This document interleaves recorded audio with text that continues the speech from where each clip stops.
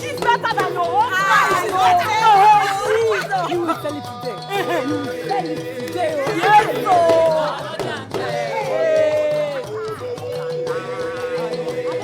Yes, son-in-law. Still selling that for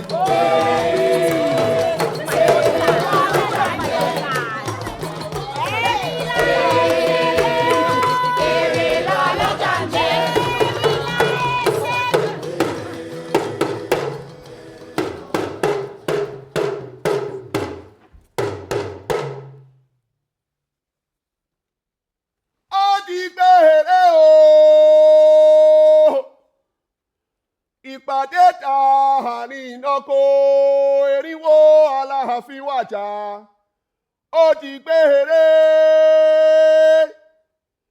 bàbá dọ́run kò mọ̀ jẹ sùn kò mọ̀ jẹ kò ló ohun tó bá ń jẹ lálùdí ọ̀run ni kò mọ̀ báwọn jẹ òjò pàṣẹkẹrẹ ọmọ àtìbà ó ti gbére o ìpàdé àárín ìnáko.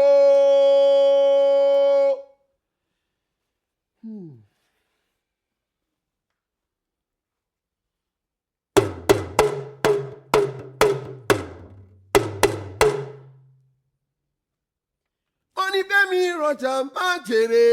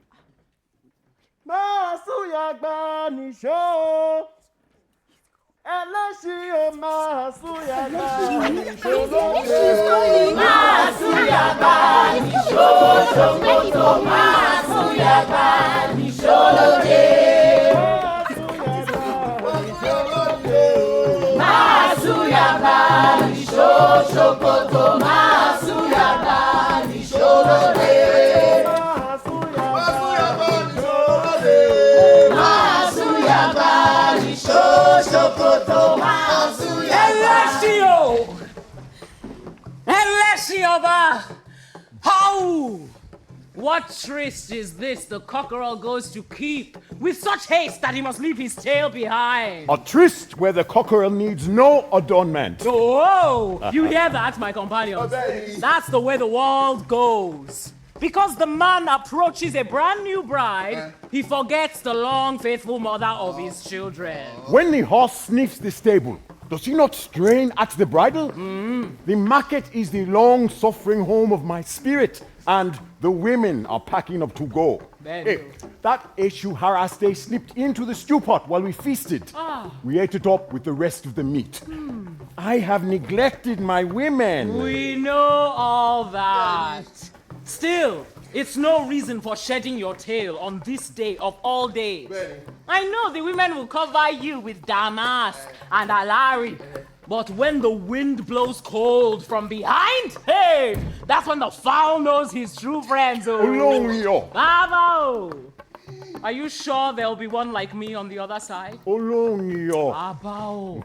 Far be it from me to belittle the dwellers of that place, but a man is either born to his art or he isn't. And I don't know for certain that you'll meet my father. So who is going to sing these deeds in accents that will pierce the deafness of the ancient ones? I have prepared my going. Just tell me, Olongiyo, I need you on this journey. And I shall be behind you. You are like a jealous wife. Stay close to me, but only on this side. My fame, my honor, our legacies to the living. Stay behind and let the world sip its honey from your lips. Your name will be like the sweet berry a child places under his tongue to sweeten the passage of food. The world will never spit it out. Oh yeah? Oh yeah. This market is my roost. When I come among the women, I am a chicken with 100 mothers. I become a monarch whose palace is built with tenderness and beauty. They love to spoil you, but beware, the hands of women also weaken the unwary. This night I'll lay my head upon their lap and go to sleep. This night I'll touch feet with their feet in a dance that is no longer of this earth. But the smell of their flesh, their sweat, the smell of indigo on their cloth. This is the last air I wish to breathe as I go to meet my great forebears. In their time, the world was never tilted from its groove. It shall not be in yours. The gods have said no. In their time, the great wars came and went. The little wars came and went. The white slavers came and went. They took away the heart of our race. They bore away the mind and muscle of our race. The city fell and was rebuilt. The city fell and our people trod mountain and forest to found a new home. But, Elecioba, can you hear me? I hear your voice, Olongiyo. Our world was never wrenched from its true cause. The gods have said no. No, there is only one home to the life of a river mussel. There's only one home to the life of a tortoise. There's only one shell to the soul of man. And there is only one world to the spirit of our race. If that world leaves its course and smashes on boulders of the great void, whose world will give us shelter? It did not in the time of my forebears. It shall not in mine. The cockerel must not be seen without his feather. Nor will the not-eye bird be much longer without his nest. The not-eye bird, Eleshi. I've said the not-eye bird. All respect to our elders, but is there really such a bird? What? Could it be that he failed to knock on your door? Elections riddles are not merely the nut in the kernel that breaks human teeth. He also buries the kernel in hot embers and dares a man's fingers to draw it out. I'm sure he called on you, Oloniyo. Did you hide in the loft and push out the servant to tell him you were out? Barabasanu! Òwe la ó fi wá. Barabasanu! Òwe la ó fi wá. Barabasanu!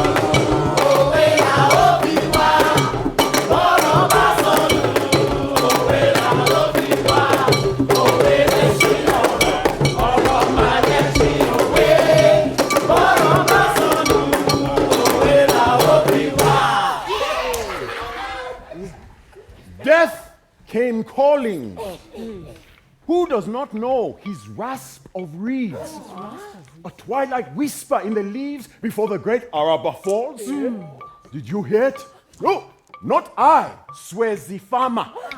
He snaps his fingers round his head, Not I. abandons a hard-won harvest, and begins a rapid dialogue with his leg. Not I, shouts the fearless hunter. Not I. But it's getting dark, and this night lamp has leaked out all its oil. I think it's best to go home and resume my hunt another day. It is best. But now he pauses, suddenly lets out a wail. Oh, foolish mouth, calling down a curse on your own head. Your lamp has leaked out all its oil, has it? Forwards or backwards now, he dare not move. What will he do? To search for leaves and make a tutu on that spot, or race home to the safety of his hearth. 10 market days have passed, my friends, and still he's rooted there, rigid as the plinth of Royan. The mouth of the courtesan, barely open wide enough to take a halfpenny rubber when she wailed. All dressed she was to call upon my friend, the chief tax officer. But now she sends her go-between instead. Tell him I'm ill. My period has come suddenly, but not, I hope, my time. Why is the pupil crying? Why, Baba? His hapless head was made to taste the knuckles of my friend the Malam. If you were then reciting the Quran, would you have ears for idle noises darkening the trees? You child of the Lord! He shuts down school before its time, runs home, and rings himself with amulets. He should be praying. And take my good kinsman Ifawomi. His hands were like a carver's, strong and true. Hey, I saw them tremble like wet wings of a fowl. One day he cast his time-smooth Okwele across the divination board. And all because the suppliant looked him in the eye and asked, "Did you hear that whisper in the leaves?" Not I! Was his reply. Perhaps I am growing deaf. Good day. And Ifa spoke no more that day. The priest locked fast his doors, Bang. sealed up his leaking roof. Finish. But wait, this sudden care was not for Fawomi, but for Osonyi, Kuya bird of Ifa's heart of wisdom.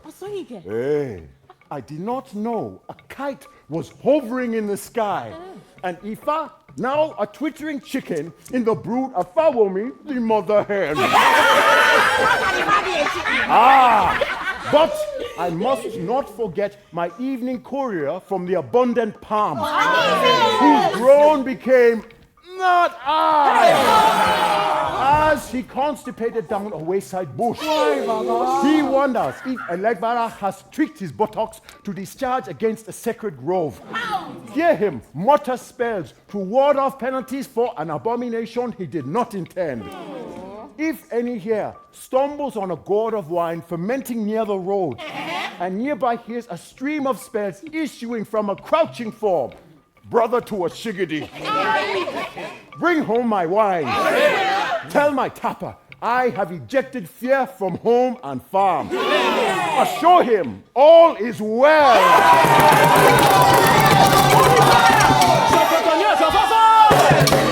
Sokotonio Sofopa! Areta Sopa Tio Vejana!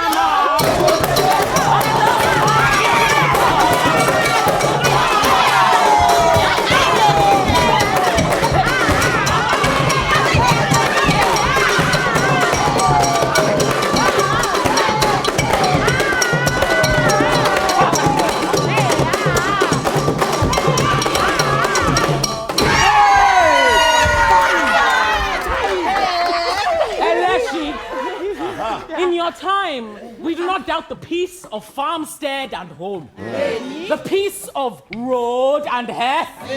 We do not doubt the peace of the forest. Oh, there was fear in the forest too. How? Not I was lately heard even in the lair of beasts. The hyena cackle loud. See it twitched its fiery tail and glared. Not I became the answering name of the restless bird. That little one whom death found nesting in the leaves when whisper of his coming ran before him on the wind. Not I has long abandoned home. This same dawn I heard him twitter in the gods' abode. Companions of this living world. What a thing this is, that even those we call immortal should fear to die. Obama, yo! Obama, yo!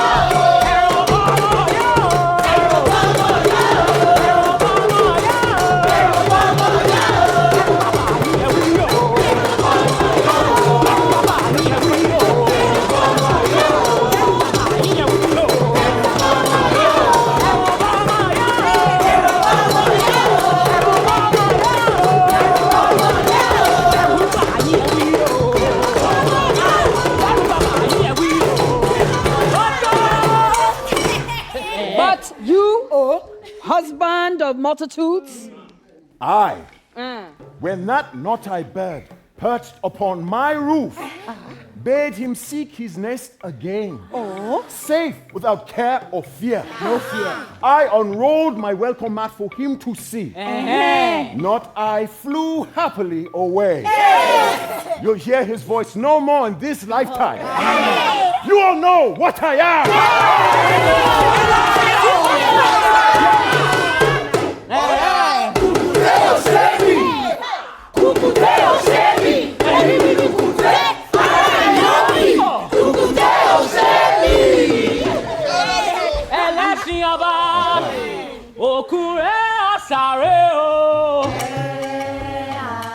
That rock which turns its open loads into the path of lightning. A gay thoroughbred whose stride disdains to falter, though an adder reared suddenly in his path. My reign is loosened. I am master of my fate. When the hour comes, watch me dance along the narrowing path glazed by the souls of my great percussors. My soul is eager. I shall not turn aside. You will not delay? Where the storm pleases and when it directs the giants of the forest. When friendship summons is when the true comrade goes. Nothing will hold you back? Nothing. What? Has no one told you yet? Tell us, Baba. I go to seek my friend and master company. Who says the mouth does not believe in? No, I have chewed all that before. I say I have. The world is not a constant honeypot. Where I found little, I make do with little. Where there was plenty, I gorged myself. My master's hands and mine have always deep together. And home or sacred feast, the bowl was beaten bronze. The meats so succulent our teeth accuse us of neglect. We shared the choices of the season's harvest of yams. How my friend would read desire in my eyes before I knew the cause. However rare, however precious, it was mine. The town, the very land was yours. The world was mine. our joint hands raised house post of trust that withstood the siege of envy and the termites of time. But the twilight hour brings bats and rodents. Shall I yield them cause to foul the rafters? Are you not that man who looked out of doors that stormy day the god of luck limped by, drenched to the very light that held his rags together? You took pity upon his sores and wished him fortune. Hey, fortune was put loose this dawn, he replied, till you trapped him in a heartfelt wish that now returns to you. I say you are that man who chanced upon the calabash of honor. You thought it was palm wine and drained its contents to the final drop. Life has an end. A life that will outlive fame and friendship begs another name. What elder takes his tongue to his plate, licks it clean of every crumb? He will encounter silence when he calls on children to fulfill the smallest errand. Life is honor. It ends when honor ends.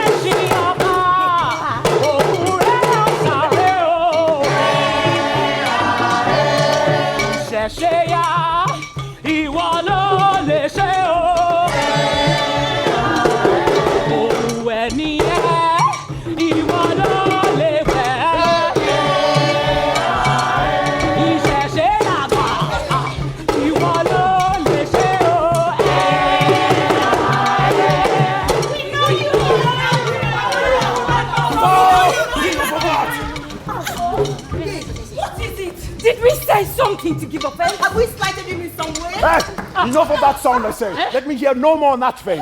I have heard enough. We must have said something wrong. Eleshiamba, we ask forgiveness before you speak. I am bitterly offended. Our unworthiness has betrayed us. All we can do is ask your forgiveness. Correct us like a kind father. This day of all days. Oh, it does not bear thinking. If we offend you now, we have mortified the gods. We offend heaven itself. Father of us all, tell us where we went astray. Huh? Are you not ashamed? Even a tear-veiled eye preserves its function of sight. Because my mind was raised to horizons, even the boldest man lowers his gaze in thinking of, must my body here be taken for a vagrant? Husband of the king, I am more baffled than ever. The strictest father unbends his brow when the child is penitent, Eleshi. When time is short, we do not spend it prolonging the riddle.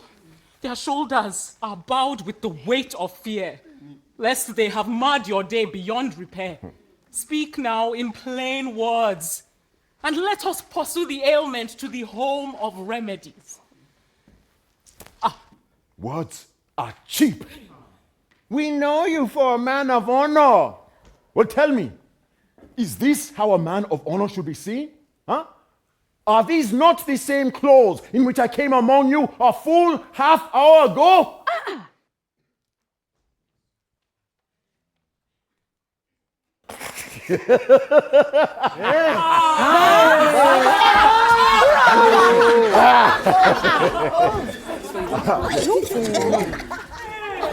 The gods are kind. A fault soon remedied is soon forgiven. Eleshioba, even as we match our words with deed, let your heart forgive us completely. You who are breath and giver of my being, how shall I dare refuse you forgiveness, even if the offense were real? He forgives us. He forgives us. What a fearful thing it is when the voyager sets forth, but a corpse remains behind. Hey. For a while, we truly feared our hands had wrenched the world adrift in emptiness. Richly, richly, robe him richly. The cloth of honor is Alari.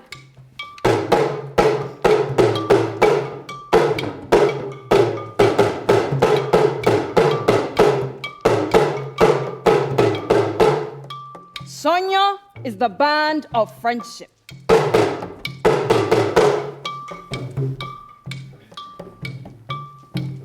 Bowskin makes slippers of esteem. For a while, We truly feared our hands had wrenched the world adrift in emptiness. He who must voyage forth. The world will not roll backwards. It is he who must with one great gesture overtake the world. For a while, we truly feared our hands had wrenched the world in emptiness. The God you bear is not for shaking. That God is not for setting down at the first crossroads or wayside grove. Only one river may know its contents. We shall all meet at the great market. We shall all meet at the great market. He who goes early takes the best bargains. But we shall meet and resume our banter. Joe! Joe! Ẹlẹ́ṣin àbájọ, ìwọ là ń gbèrò dé. Ẹlẹ́ṣin àbájọ, ìwọ là ń gbèrò dé. Ẹlẹ́ṣin àbájọ, ìwọ là ń gbèrò dé. Ẹlẹ́ṣin àbájọ, ìwọ là ń gbèrò dé. Ẹlẹ́ṣin àbájọ, ìwọ là ń gbèrò dé.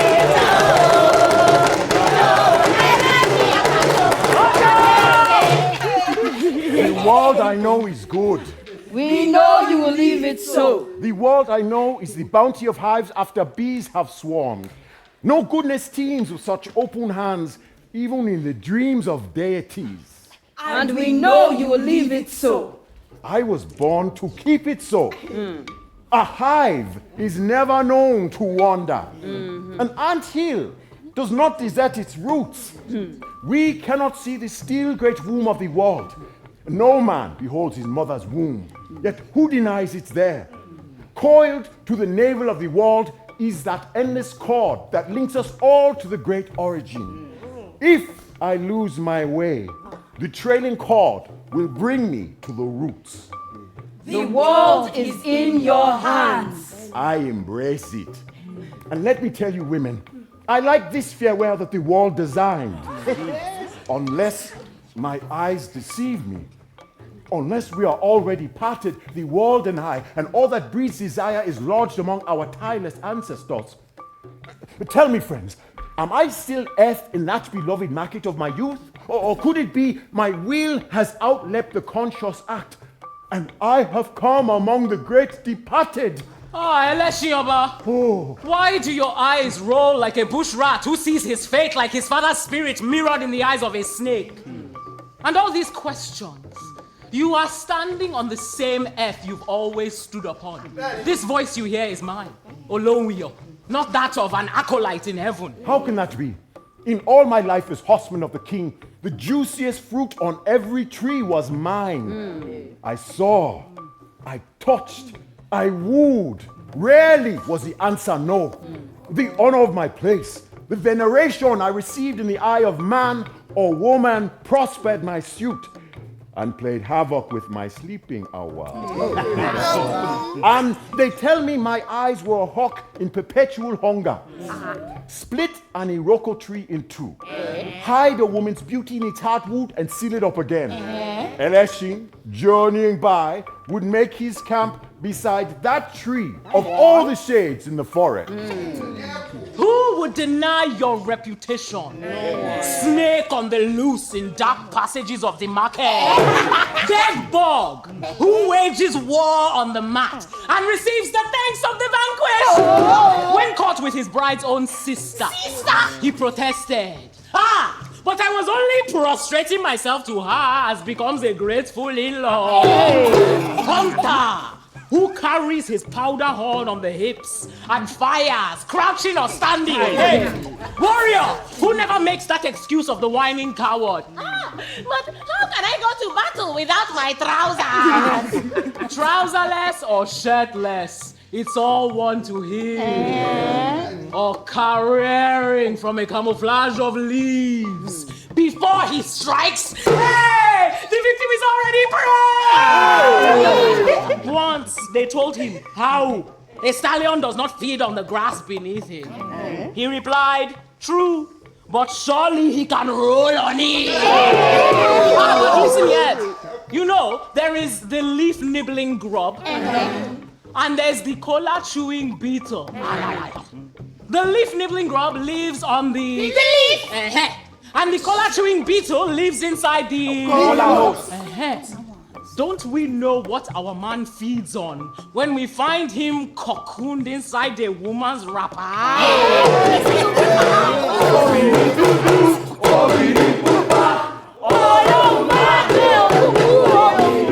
Enough! Enough! You all have cause to know me well. But if you say this earth is still the same as gave birth to those songs, tell me, who was that goddess through whose lips I saw the ivory pebbles of Oya's riverbed? Iyaloja, who is she? I saw her enter your stall. All your daughters I know well. No, not even Ogun of the farm, toiling dawn till dusk on his tuba patch. Not even Ogun, with the finest hoe he ever forged at the anvil, could have shaped that rise of buttocks. No! Not though he had the richest earth between his fingers. Her wrapper was no disguise for thighs whose ripples shame the river's coils around the hills of Alessi. Her eyes were new-laid eggs glowing in the dark. Her skin... Eleshioba, What? Where do you all say I am? still among the living. And that radiance, which so suddenly lit up this market like a boast I knew so well? Has one step already in her husband's home. She is betrothed. Why do you tell me that? Not because we dare give you offense, Eleshi. Today is your day, and the whole world is yours. Still, even those who leave town to make a new dwelling elsewhere like to be remembered by what they leave behind. Who does not seek to be remembered? Memory is master of death, the chink in his armor of conceit. I shall leave that which makes my going the sheerest dream of an afternoon. Should voyagers not travel light? Let the considerate traveler shed of his excessive load all that may benefit the living. Eleshioba, we knew you for a man of honor. Then honor me! I deserve a bed of honor to lie upon. The best is yours. We know you for a man of honor. You are not one who eats and leaves nothing on his plate for children. Did you not say it yourself? Huh? Not one who blights the happiness of others for a moment's pleasure. Who speaks of pleasure? Oh, women, listen. Pleasure palls. Our acts should have meaning. The sap of the plantain never dries. You have seen the young shoot swelling even as the parent stalk begins to wither.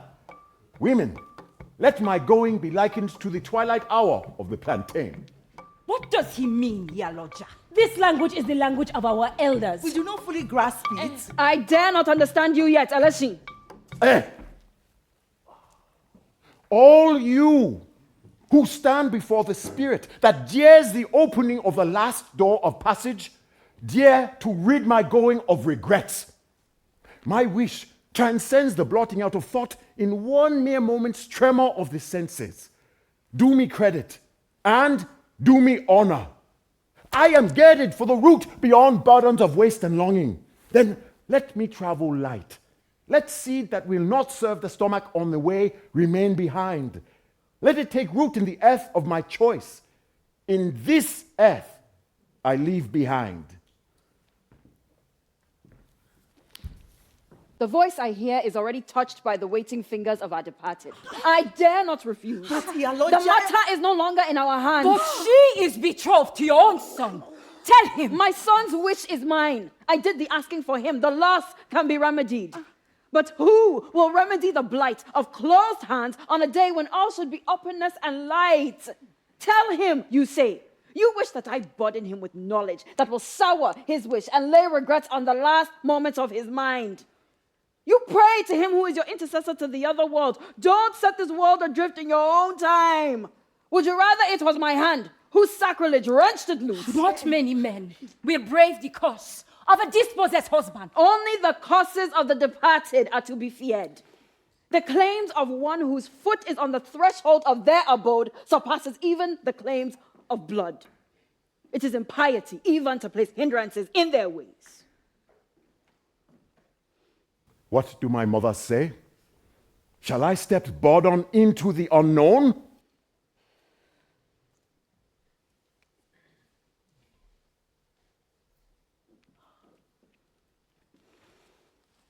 Not we, but the very earth says no. The sap in the plantain does not dry. Let grain that will not feed the voyager at his passage drop here and take root as he steps beyond this earth and us. Oh, you who fill the home from hearth to threshold with the voices of children. You who now bestride the hidden gulf and pause to draw the right foot across and into the resting home of the great forebears. It is good that your loins be drained into the earth we know, that your last strength be plowed back into the womb that gave you being. Iyaloja, mother of multitudes in the teeming market of the world, how your wisdom transfigures you. Eleshi, even at the narrow end of the passage, I know you will look back and sigh a last regret for the flesh that flashed past your spirit in flight. You always had a restless eye. Your choice has my blessing. Take the good news to our daughter and make her ready.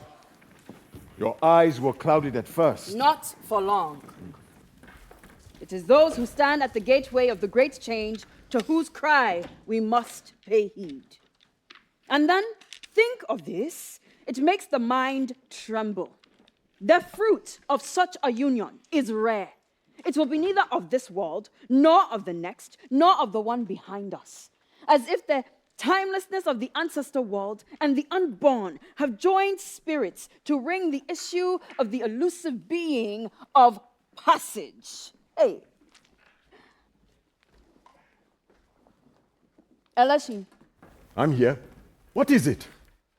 did you hear all I said just now? Yes. The living must eat and drink. When the moment comes, don't turn the food to rodent droppings in their mouth. Don't let them taste the ashes of the world when they step out at dawn to breathe the morning dew. This doubt is unworthy of you, Iyaloja. Eating the awusa nut is not so difficult as drinking water afterwards. The waters of the bitter stream are honey to a man whose tongue has savored all. No one knows when the ants desert their home. They leave the mound intact. The swallow is never seen to peck holes in its nest when it is time to move with the season. There are always thrones of humanity behind the leaf taker. The rains should not come through the roof for them. The winds must not blow through the walls at night. I refuse to take offense. Hey. You wish to travel light. Well, the earth is yours. But be sure the seed you leave in it attracts no curse. You really mistake my person, Iyaloja. I said nothing. Now, you must go prepare your bridal chamber.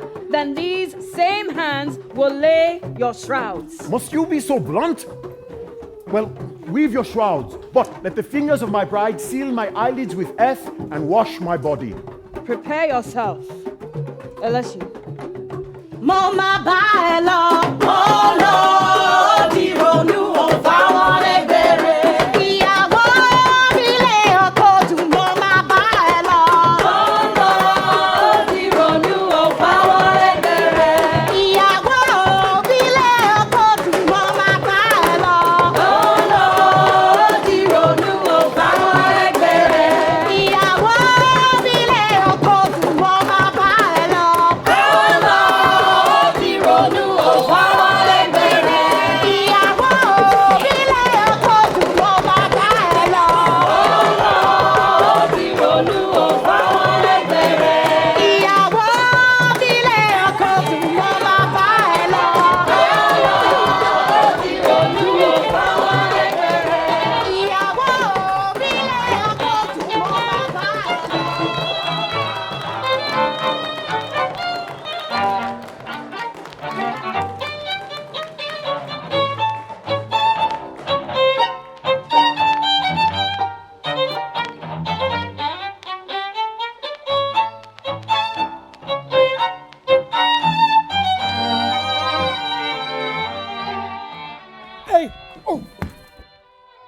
anyone out there? I'll turn off the gramophone. Sure, I heard something fall over. Oh, it's you, Musa. Why didn't you just knock instead of knocking things over? Mr. Piddington! Mr. Piddington! What is the matter with you? Who is it, dear? Oh, a Musa. Yes, it's a Musa and acting most strangely. Madame, you too? What the hell is the matter with you, man? Your costume, darling. Our fancy dress. Oh, hell, I'd forgotten all about that. I think you've shocked his big pagan heart, bless Oh, him. nonsense. He's a Muslim. Come on, a Musa. You don't believe in all this nonsense, do you? I thought you were a good Muslim. Mr. Piddington, I beg you, sir. What you think you do with that dress? It belonged to dead cult, not for human being. Oh, Musa, what a letdown you are. I swear by you at the club, you know, thank God for a Musa.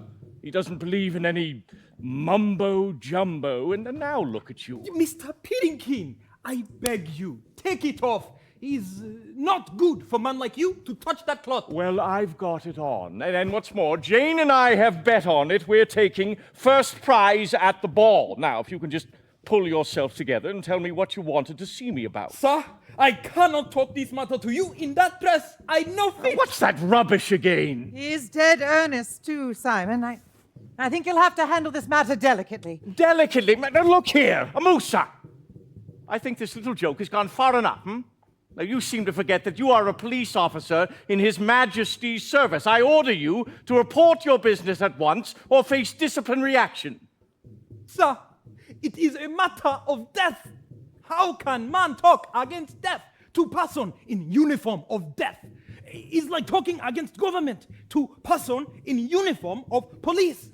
Please, sir, I go and come back. Now! Oh, Musa, what is there to be scared of in the costume? You saw it confiscated last month from those Agoon men who were creating trouble in town. You helped arrest the cult leader yourself. If the juju couldn't harm you at that time, how can it possibly harm you now? And merely by looking at it. Madame, I arrest the ringleaders who make trouble. But me, I no touch Egungun. That Egungun itself, I no touch. And I no abuse them. I arrest ringleader. But I treat Egungun with respect. It's hopeless. We'll merely end up missing the best part of the ball. When they get this way, there's nothing you can do. It's simply hammering against a brick wall. Write your report, whatever it is, on that pad, Musa, and take yourself out of here. Come on, Jane. We only upset his delicate sensibilities by remaining here.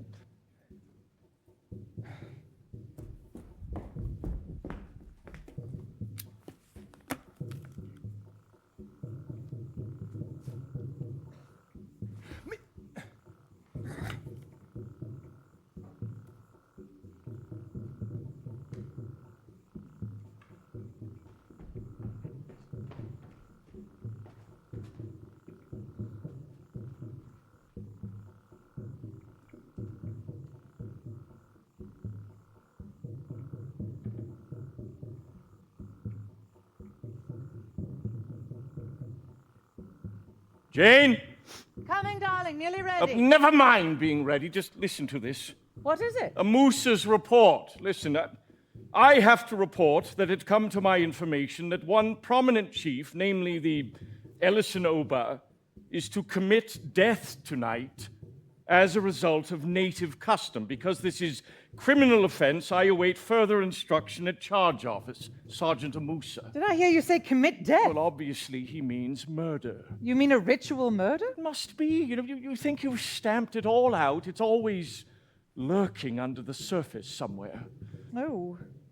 Does it mean we are not getting to the ball at all? No. I have the man arrested, everyone remotely involved. In any case, there may be nothing to it, just rumors. Really? I thought you found a moose's rumors generally reliable. Well, that's true enough, but who knows what may have been giving him the scare lately. But look at his conduct tonight. You have to admit, he had his own peculiar logic. How can man talk against death to person in uniform of death? Well, anyway, you can't go to the police station dressed like that. No, I'll send Joseph with instructions. Damn it, what a confounded nuisance. But don't you think you should talk first to the man, Simon? Do you want to go to the ball or not? Darling, why are you getting rattled? I was only trying to be intelligent. Seems hardly fair just to lock up a man, and a chieftain at that, on the Oh, what's that legal word again? Uncorroborated word of a sergeant? Yeah, well, that's easily decided. Joseph! Yes, master. You're quite right, of course. I'm getting rattled. It's probably the effect of those bloody drums. Did you hear how they go on and on? I wondered when you'd notice. Do you suppose it has something to do with this affair? Oh, who knows? They always find an excuse for making noise. Even so, Yes, Simon. it's different, Jane. I don't think I've heard this particular sound before. There's something unsettling about it.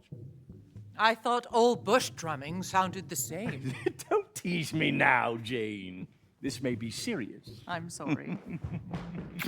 No, come in, Joseph. I don't know where you pick up all these elephantine notions of tact. Come over here. Sir. Joseph, are you a Christian or not? Hey, yes, sir. Does seeing me in this outfit bother you? No, sir. It has no power. Well, thank God for some sanity at last. Now, Joseph, answer me on the honor of a Christian. What is supposed to be going on in town tonight? Tonight, sir. You mean that chief who is going to kill himself? What? What do you mean, kill himself? No, you do mean he's going to kill somebody, don't you? No, master. He will not kill anybody, huh? And no one will kill him. He will simply die. But why, Joseph? It is native law and custom. The king died last month, huh? And tonight is his burial. But before they can bury him, the Eleshi must die so as to accompany him to heaven. I seem to be fated to clash more often with that man than with any of the other chiefs. He is the king's chief's horseman. I know. Simon, what's the matter? It would have to be him. Who is he? Oh, don't you remember? He's that chief with whom I had a scrap some 3 or 4 years ago. I helped his son get into a medical school in England, remember? He fought tooth and nail to prevent it. Oh, now I remember. He was that rather sensitive young man. What was his name again? Olunde. Yes, I haven't replied to his last letter, come to think of it. The old pagan wanted him to stay and carry on some family tradition or the other. Honestly, I couldn't understand the fuss he made. I literally had to help the boy escape from close confinement and load him onto the next boat. A most intelligent boy, really bright. I rather thought he was much too sensitive, you know. The sort of person you feel ought to be a poet, munching rose petals and Bloomsbury. Well, he's going to make a first-class doctor. His mind is set on that, and as long as he wants my help, he's welcome to it. Simon? Yes? This boy, he was his eldest son, wasn't he? Well, I'm not sure. Who could tell with that old ram? Do you know Joseph? Oh, yes, madam. Huh? He was the eldest son. That's why Elishin cursed master good and proper. The eldest son is not supposed to travel away from the land. Is that really true, Simon? Did he really curse you good and proper? Yes. By all accounts, I should be dead by now. Hey, no, master. Huh? Master is white man and good Christian. Huh? Black man juju can't touch master. If he was his eldest, he would be the Elishin to the next king, wouldn't he? I mean, it's a family thing, isn't it, Joseph? Yes, madam. And if this Elishin had died before the king, his eldest son must take his place. That would explain why the old chieftain was so mad that you took his boy away. Well, it makes me all the more happy I did. I wonder if he knew. Who? Oh, you mean Olunde? Yes, is that why he was so determined to get away? I wouldn't stay if I knew I was trapped in such a horrible custom. Oh, no, I don't think he knew. Well, at least he gave no indication of it, but you couldn't really tell with him. He was rather close, you know, quite unlike most of them. He didn't give much away, not even to me. Aren't they all rather close, Simon? These natives here? Good gracious, no. They'll open their mouths and yap with you about their family secrets before you can stop them. Only the other day... But do they really give anything away? I mean, anything that really counts? This affair, for instance, we didn't know they still practice this custom, did we? Yes, I suppose you're right. Sly, devious bastard. Hey, master. Can I go now, master? I have to clean the kitchen. What? Oh, yes, you can go. I forgot you were still here. Simon, you really must watch your language. You know, bastard isn't a simple swear word in these parts. Just when did you become a social anthropologist? That's what I'd like to know. I'm not claiming to know anything. I just happen to have overheard the servants quarreling. That's how I know. They consider it a smear. Well, I thought the extended family system took care of all that. Elastic family, no bastards. Have it your own way. Oh,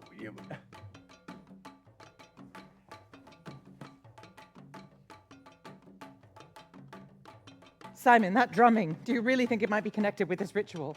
It's been going on all evening. Yes, well, let's ask our native guide. Joseph! Oh, no, just a minute, Joseph. What's the drumming about? I don't know, Master. What do you mean you don't know? It's only 2 years since your conversion. Don't tell me all that holy water nonsense also wiped out your tribal memory. Master. Now you've done it. What have I done now? Oh, never mind. Listen, Joseph, just tell me, is that drumming connected with dying or anything of that nature? Madame, this is what I'm trying to say. I'm not sure. It sounds like the death of a great chief. And then it sounds like the wedding of a great chief. It really mixed me up. Get back to the kitchen. A fat lot of help you are. Yes, Master. Simon. All right. I'm in no mood for preaching. It's not my preaching you need to worry about. It's the preaching of the missionaries who preceded you here. When they make converts, they really convert them. Calling holy water nonsense to our Joseph is really like insulting the Virgin Mary in front of a Roman Catholic. He's going to hand in his notice tomorrow, you mark my word. Now you're being ridiculous. Am I? What are you willing to bet tomorrow we're going to be without a steward boy? Well, Did you see his face? I am more concerned about whether or not we will be one native chief short by tomorrow. Christ. Listen to those drums. I'll go change and make up some supper. What's that? Simon, it's obvious we have to miss the ball. No nonsense, no. No, it's the first bit of real fun the European Club has managed to organize for over a year. I'm damned if I'm going to miss it. And it is a rather special occasion. It doesn't happen every day. Simon, you know this business has to be stopped. And you are the only man who can do it. No, I don't have to stop anything. If they want to throw themselves off the top of a cliff or poison themselves for the sake of some barbaric custom, what is that to me? Okay, if it were ritual murder or something like that, I'd be duty-bound to do something. I can't keep an eye on all the potential suicides in the province. And as for that man, believe me, it's good riddance. I know you better than that, Simon. You're going to have to do something to stop it. After you've finished blustering. And suppose, after all, it is only a wedding. But I'd look a proper fool if I interrupted a chief on his honeymoon. Wouldn't I?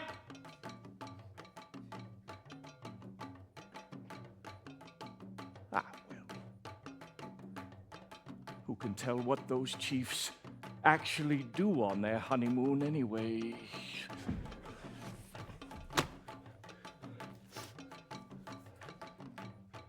Joseph!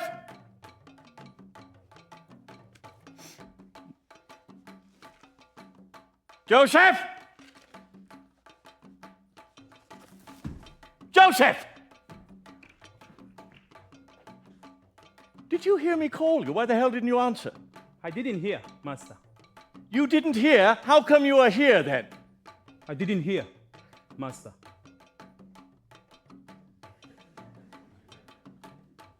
All right, we'll talk about this in the morning. Listen, I want you to take a note to Sergeant Musa.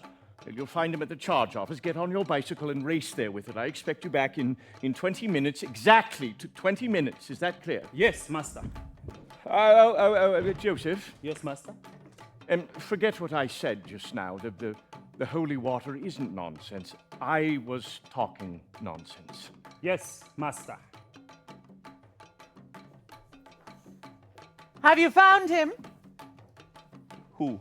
Joseph, weren't you shouting for him? Oh, yes, he turned up, finally. Sounded rather desperate. What was it all about? Oh, nothing. I just wanted to apologize to him. Assure him that the holy water isn't nonsense. Oh, how did he take it? Well, who the hell gives a damn?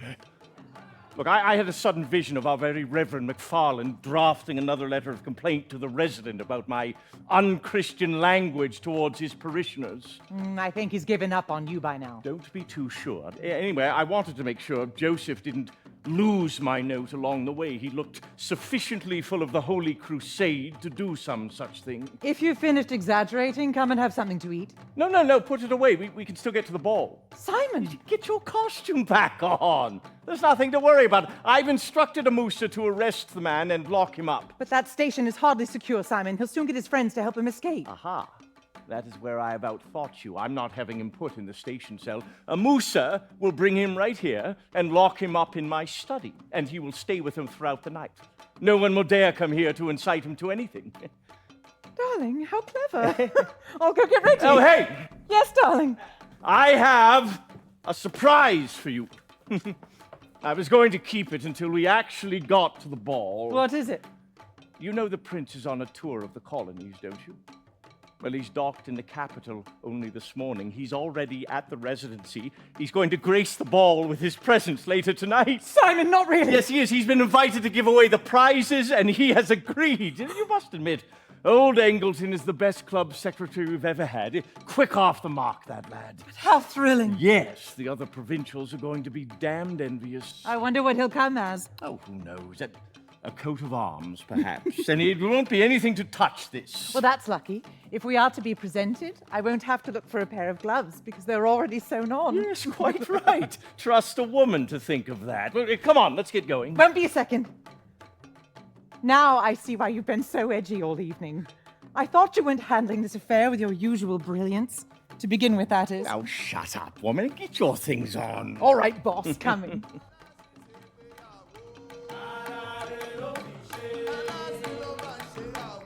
Aláré ló fi ṣe, ìbànújẹ́ kò ní jẹ́ tiẹ̀. Ìbànújẹ́ kò ní jẹ́ tiẹ̀ o. Aláré ló fi ṣe. Aláré ló fi ṣe. Adedoja, Olabisi. Bọ́ọ̀tà! Hey, I am Orí ẹ̀, kí ló ṣe orí ẹ̀? I am tell you women for last time to come out my road. I am here on official business. Official business? You white man, eunuch. Official business is taking place where you want to go. And it is a business you wouldn't understand. That doesn't fool anyone, you know. It's the one you carry under your government knickers that counts. There's nothing there at all. There was something. You know that handbell which the white man uses to summon his servants? I hope you women know, that interfering with officer in execution of his duty is criminal offense. Interfere. He says we are interfering with him. You foolish man. We are telling you all, there's nothing there to interfere with. I am order you now to clear the road. What road, eh? The one your father built? You are a policeman, no so? Then you know what they call trespassing in court. Or do you think that kind of road is built for every kind of feet? Go back. Go. And tell the white man who sent you to come inside. If I go, Go. I will come back with reinforcements.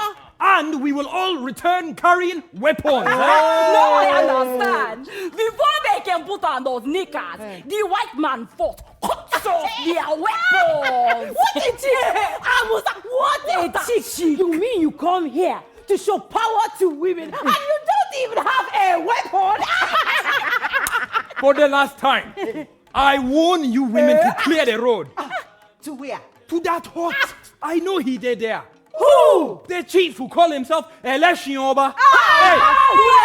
You ignorant man! It is not he who calls himself Elesioba. It is his blood that says it. Benny. As he called out to his father before him and will to his son after him.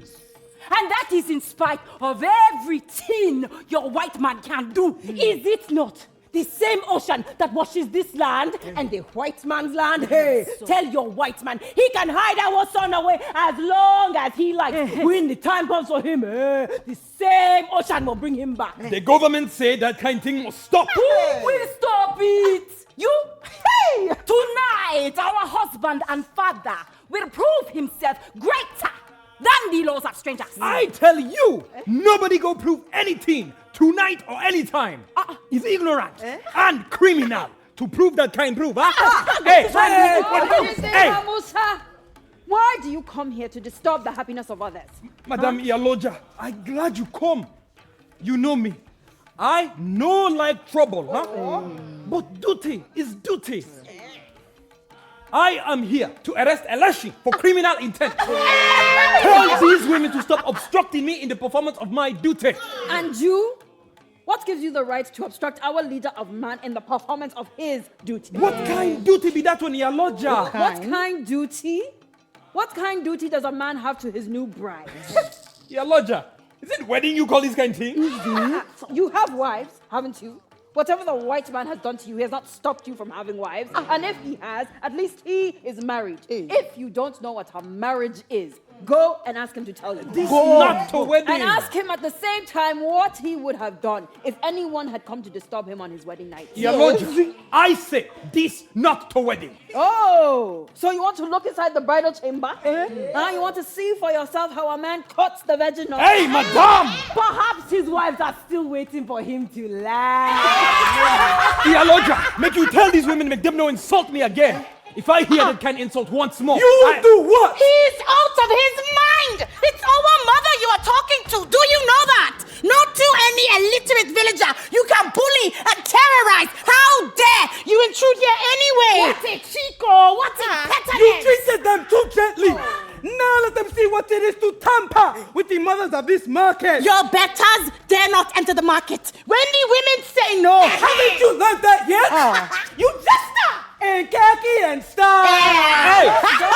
No, Iya Lodja. Leave us to deal with him. He no longer knows his mother. We'll teach him.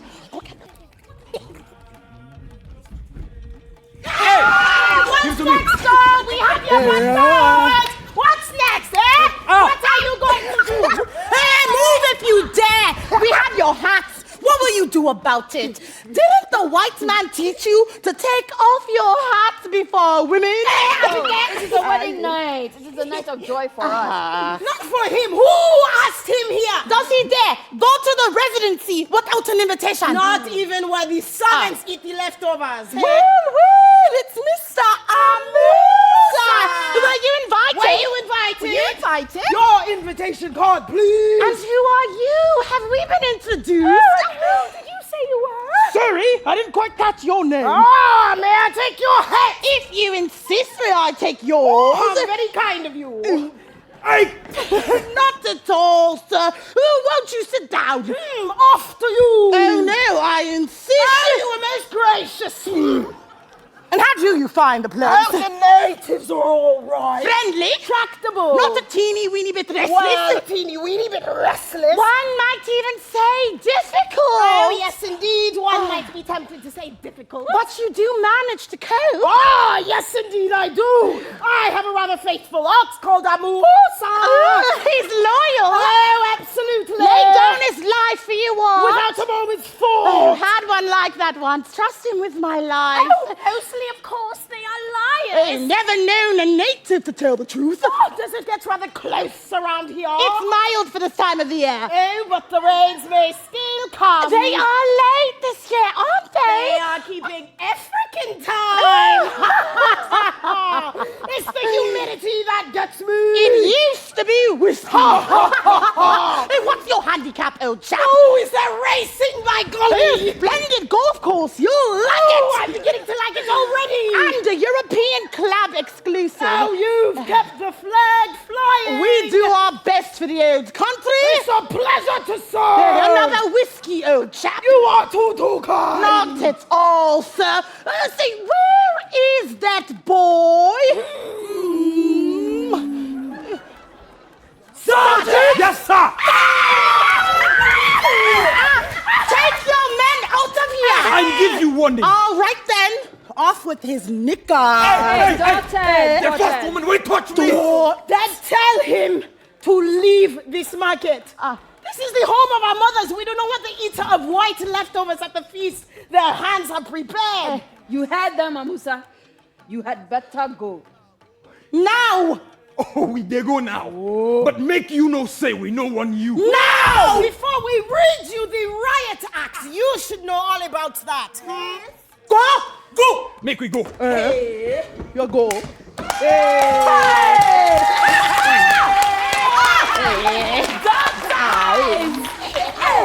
they teach you all that at school? And to take an etiquette from the place. Did you hear them? Did you see how they mimicked the white man? The voice is exactly. Hey, there are wonders in this world. Well, our elders have said it. Dada may be weak, but he has a younger sibling who is truly fearless. The next time the white man shows his face in this market, I will set Wuraola on his tail. Kai Alameja! Kai Alameja!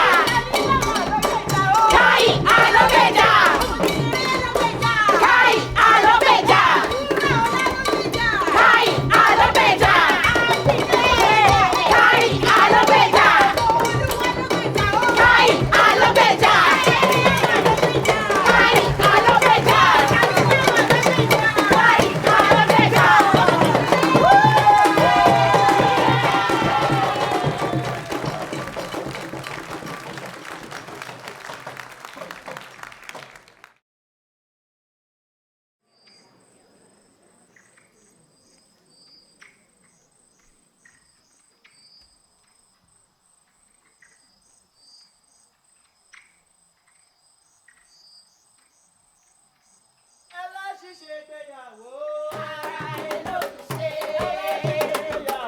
Ara rẹ̀ ló fi ṣe, ìbànújẹ́ kò ní jẹ́ tiẹ̀. Ìbànújẹ́ kò ní jẹ́ tiẹ̀ o. Ara rẹ̀ ló fi ṣe, ara rẹ̀ ló fi ṣe, ara rẹ̀ ló fi ṣe, ara rẹ̀ ló fi ṣe.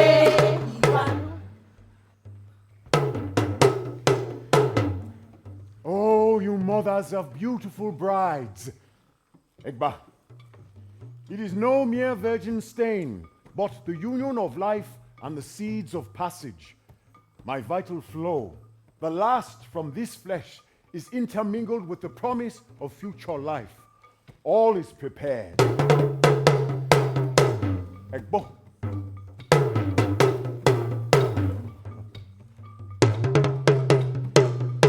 Yes, it is nearly time. The king's dog has been killed. The king's favorite horse is about to follow his master. My brother chiefs know their task and perform it well. Our marriage is not yet wholly fulfilled. When earth and passage wed, the consummation is complete only when there are grains of earth on the eyelids of passage. Stay by me till then. My faithful drummers, do me your last service. This is where I have chosen to do my leave-taking, in this heart of life, this hive which contains the swarm of the world in its small compass. This is where I have known love and laughter away from the palace. Even the richest food cloys when eaten days on end. In the market, nothing ever cloys. Egbo.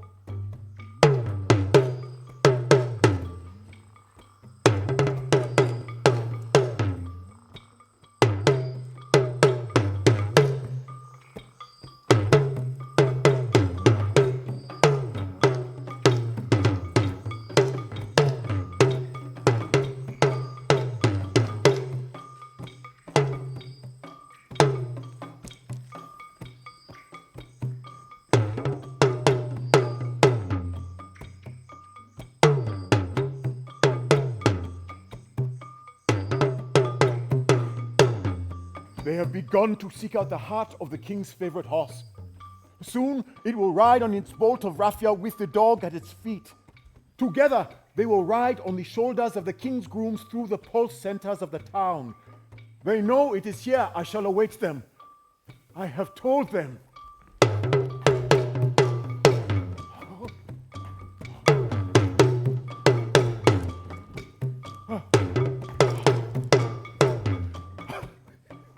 It promises well. Just then, I felt my spirit's eagerness. The kite makes for wide spaces, and the wind creeps up behind his tail. Can the kite say less than, thank you? The quicker, the better? But wait a while, my spirit. Wait. Wait for the coming of the courier of the king. Do you know, friends, the horse is born to this one destiny, to bear the burden that is man upon its back, except for this night. This night alone, when the spotless stallion will ride in triumph on the back of man. In the time of my father, I witnessed a strange sight. Perhaps tonight also I shall see it for the last time. If they arrive before the drums beat for me, I shall tell him, let the Alaafin know I follow swiftly. If they come after the drums have sounded, why then all is well, for I have gone ahead. Our spirits shall fall in step along the great passage.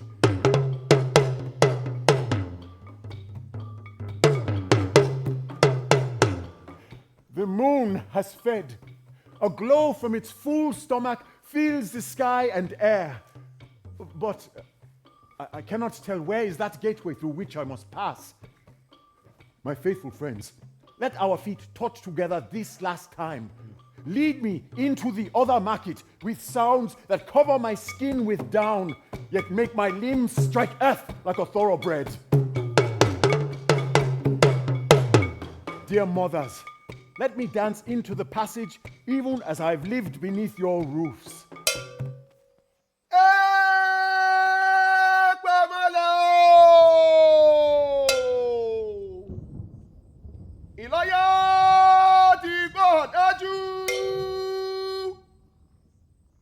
Ọ̀nà sí ẹlẹ́sìn ń bọ̀ ó.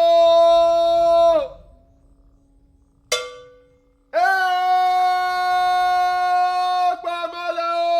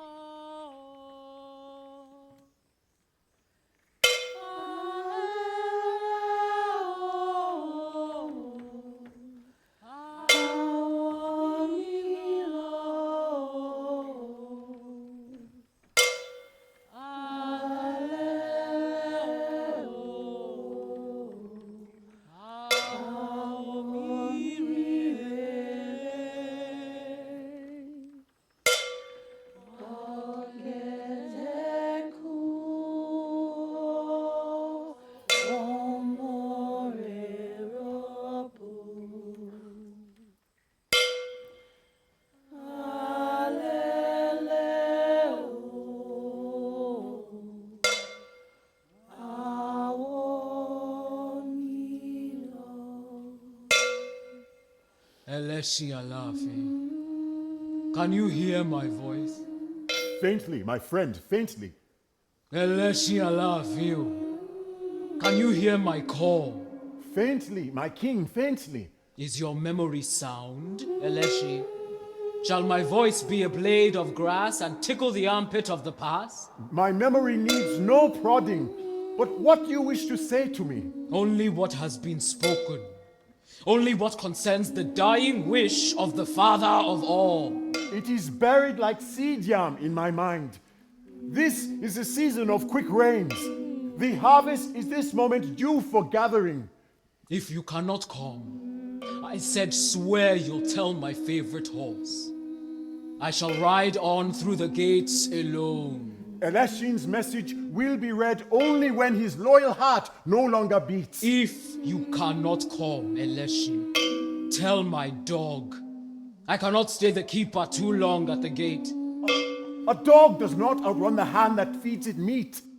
A horse that throws his rider slows down to a stop. Eleshi Alaafin trusts no beast with messages between a king and his companion. If you get lost, my dog will track the hidden path to me. The seven-way crossroads confuses only the stranger. The horseman of the king was born in the recesses of the house. I know the wickedness of men. If there is weight on the loose end of your sash, such weight as no mere man can shift. If your sash is earthed by evil minds who mean to part us at the last. My sash is of the deep purple Alari. It is no tethering rope. The elephant trails no tethering rope. That king is not yet crowned. Who will peg an elephant? Not even you, my friend and king. And yet this fear will not depart from me. The darkness of this new abode is deep. Will your human eyes suffice? In a night which falls before our eyes. However deep, we do not miss our way. Shall I now not acknowledge I have stood where wonders met their end? The elephant deserves better than that we say, I have caught a glimpse of something. If we see the tamer of the forest, let us say plainly, we have seen an elephant. I have freed myself from earth, and now it is getting dark. Strange voices guide my feet. The river is never so high that the eyes of a fish are covered. The night is not so dark that the albino fails to find his way. A child returning homewards craves no leading by the hand. Gracefully does the mask regain his grove at the end of day. Gracefully, gracefully does the mask dance homeward at the end of day. Gracefully.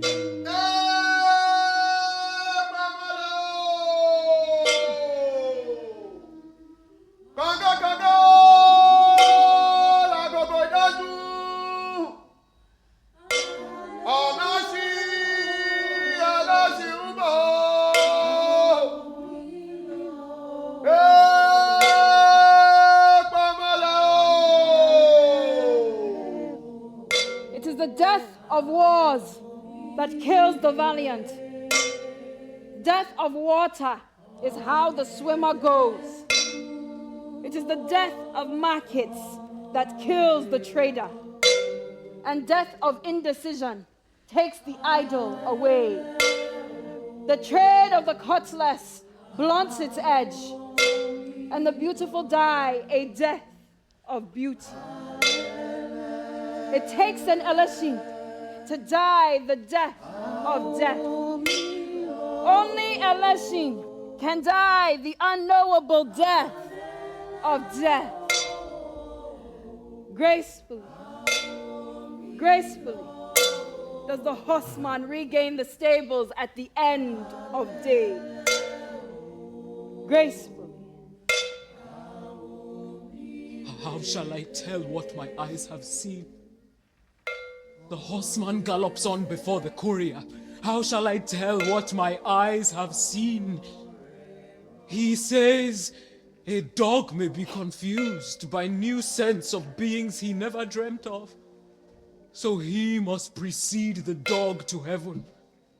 He says a horse may stumble on strange boulders and be lamed. So he races on before the horse to heaven. It is best, he says, to trust no messenger who may falter at the outer gate. Oh, how shall I tell what my ears have heard?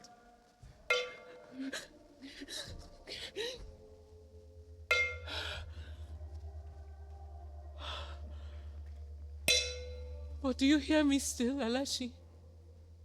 Do you hear your faithful one? Eleshi and Lafi, I no longer sense your flesh. The drums are changing now, but you have gone far ahead of the world. It is not yet noon in heaven.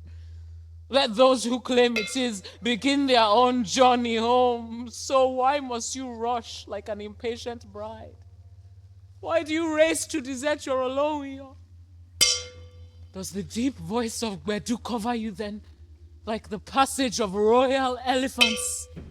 Those drums that brook no rivals, have they blocked the passage to your ears, that my voice passes into wind, a mere leaf floating in the night? Is your flesh lightened, Eleshi? Is that lump of earth I slid between your slippers to keep you longer, slowly sifting from your feet? Are the drums on the other side now tuning skin to skin with ours in Oshugbo? Are there sounds there I cannot hear?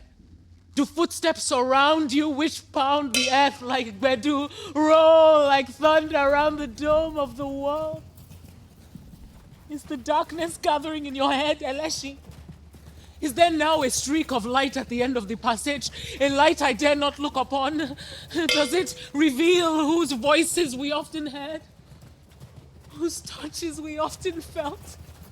Whose wisdoms come suddenly into the mind when the wisest have shaken their heads and murmured, "It cannot be done"? Eleshioba, don't think I don't know why your lips are heavy. Why your limbs are as drowsy as palm oil in the cold of Hamatan. I would call you back, but when the elephant heads for the jungle, the tail is too small a handhold for the hunter that would pull him back. The sun that heads for the sea no longer heeds the prayers of the farmer. When the river begins to taste the salt of the ocean, we no longer know which deity to call on, the river god or Oloku. No arrow flies back to the string. A child does not return through the same passage that gave it birth. Eleshioba, can you hear me at all? Your eyelids are glazed like a courtesan's. Is it that you see the dark groom and master of life? And will you see my father? Will you tell him that I stayed with you to the last? Will my voice ring in your ears a while? Will you remember Olowiyo, even if the music on the other side surpasses his mortal craft? But will they know you over there? Have they eyes to gauge your worth? Have they the heart to love you? Will they know what thoroughbred prances toward them in caparisons of honor? If they do not, Eleshi, if any there cuts your yam with a small knife, or pours you wine in a small calabash, turn back and return to welcoming hands.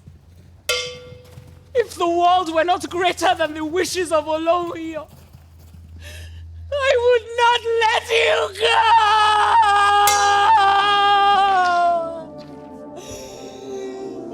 No!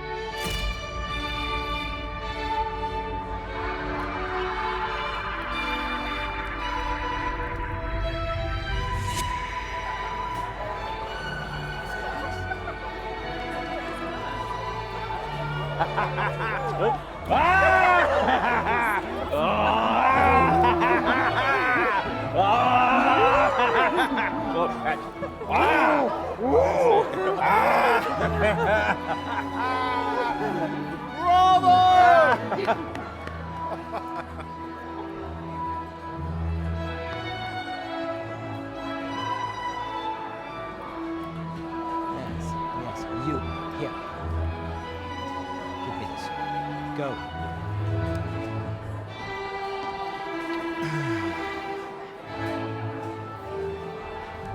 Find the sun. Just so.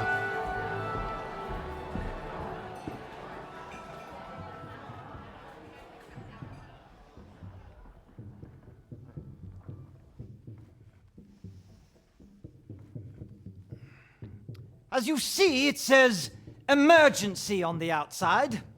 I took the liberty of opening it because His Highness was obviously enjoying the entertainment.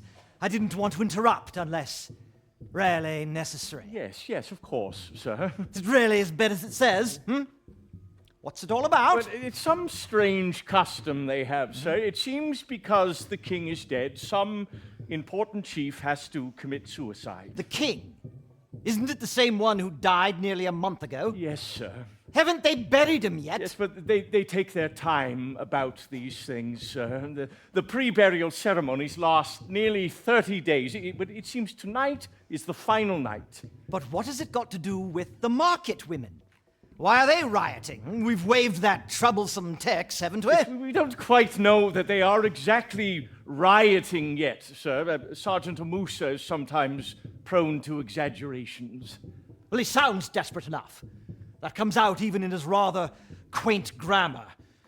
Where is the man, anyway? I asked my aide-de-camp to bring him here. Yes, they're probably looking in the wrong veranda. I'll fetch him myself, sir. No, you stay here. Let your wife go and look for them. Do you mind, my dear? Certainly not, Your Excellency.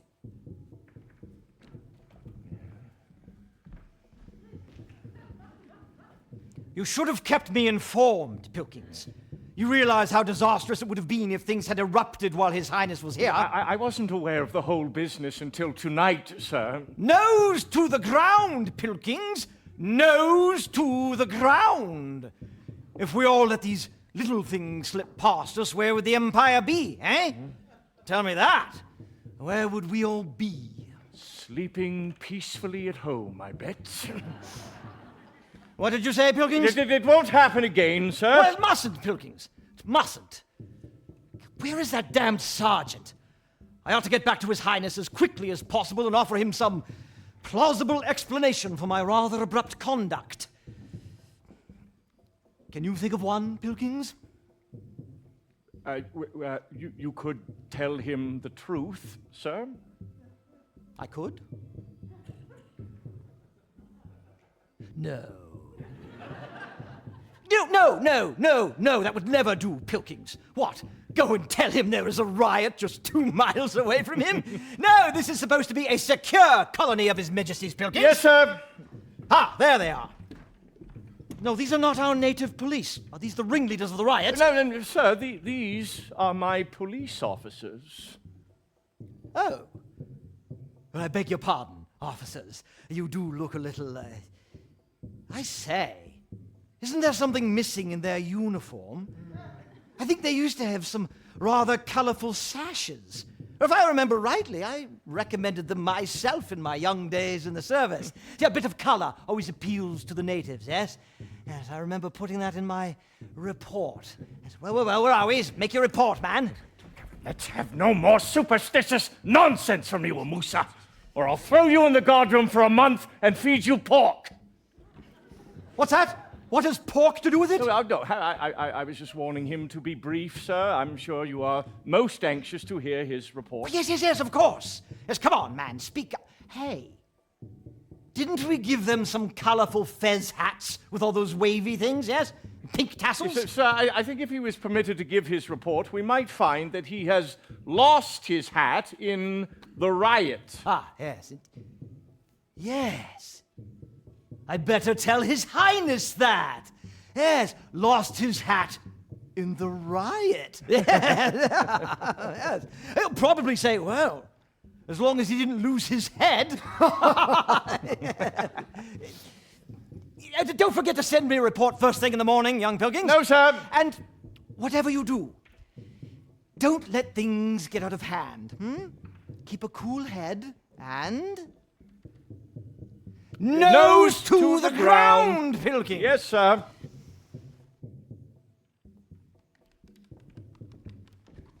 Would you be needing me, sir? No, thanks, Bob. I think His Highness' need of you is greater than ours. We have a detachment of soldiers from the capital, sir. They accompanied His Highness up here. I doubt if it will come to that, but thanks, Bob. I'll bear it in mind. Could you send an orderly with my cloak? Very good, sir. Now, Sergeant! Sir! Not again! I cannot against death to dead cult! These dress get power of death! All right, let's go. You are relieved of any further duty, Amusa. Report to me first thing in the morning. Shall I come, Simon? No. There's no need for that. If I can get back later, I will. Otherwise, get Bob to bring you home. Be careful, Simon. I mean, be clever. Well, sure I will. You two, come with me. midnight. I had no idea it was that late. But surely they don't count the hours the way we do. The moon or something. I am not so sure. Good night, madame. Oh, Amusa.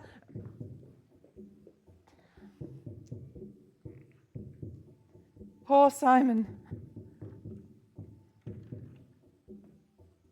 Who is that? I didn't mean to startle you, madame. I'm looking for the district officer. Wait a minute, don't I know you? Yes? You are Alunde, the young man who... Mrs. Pilkings. How fortunate. I came here to look for your husband. Alunde! Let's look at you! What a fine young man you've become. Grand, but solemn. Good God, when did you return? Simon never said a word, but you do look well, Alunde, really. You look quite well yourself, Mrs. Pilkings. From what little I can see of you. Oh, this, yes, caused quite a stir, I assure you, and not all of it very pleasant, but you are not shocked, I hope. Why should I be? But don't you find it rather hot in there? Your skin must find it difficult to breathe. Well, it is rather hot, I must confess, but it's all in a good cause. What cause, Mrs. Pilkings? Oh, this, the ball, and His Highness being here in person and all that? And that is the good cause for which you desecrate an ancestral mass? Oh, so you are shocked after all. How disappointing. No, I am not shocked, Mrs. Pilkings. You forget that I have now spent 4 years among your people. I discovered that you have no respect for what you do not understand. Oh. So you've returned with a chip on your shoulder. That's a pity, Alunde. I am sorry. I take it then that you did not find your stay in England altogether edifying. I don't say that. I found your people quite admirable in many ways. Their conduct and courage in this war, for instance. Ah, yes, the war. Here, of course, it's all rather remote. From time to time, we have a blackout drill just to remind us there is a war on. And the occasional convoy passes through on its way somewhere on maneuvers. Of course, there is the occasional bit of excitement, like that ship that had to be blown up in the harbor. Here? Do you mean through enemy action? Oh, no, the war hasn't come that close. The captain did it himself. I don't quite understand it, really. Simon tried to explain. The ship had to be blown up because it had become dangerous to the other ships. Even to the city itself. Hundreds of the coastal population would have died. Maybe it was loaded with ammunition and had caught fire. Or some of those lethal gases they've been experimenting on. Something like that. The captain blew himself up with it. Deliberately. Simon said someone had to remain on board to light the fuse. It must have been a very short fuse. I don't know that much about it, really. Just that there was no other way to save lives, no time to devise anything else. The captain took the decision and carried it out. Yes, I quite believe it. I met men like that in England. Just look at me. Fancy welcoming you back with such morbid news. Stale, too. It was at least 6 months ago. I don't find it morbid at all. I find it rather inspiring. It is an affirmative commentary on life. What is? That captain's self-sacrifice. Nonsense. Life should never be thrown deliberately away. And the innocent people around the harbor. How does one know? The whole thing was probably exaggerated anyway. That was a risk the captain couldn't take. But, please, Mrs. Pilkings, do you think you could find your husband for me? I have to talk to him. Simon. Simon is, There was a little trouble in town. He was sent for. But when did you arrive? Does Simon know you're here? I need your help, Mrs. Pilkings. I've always found you somewhat more understanding than your husband.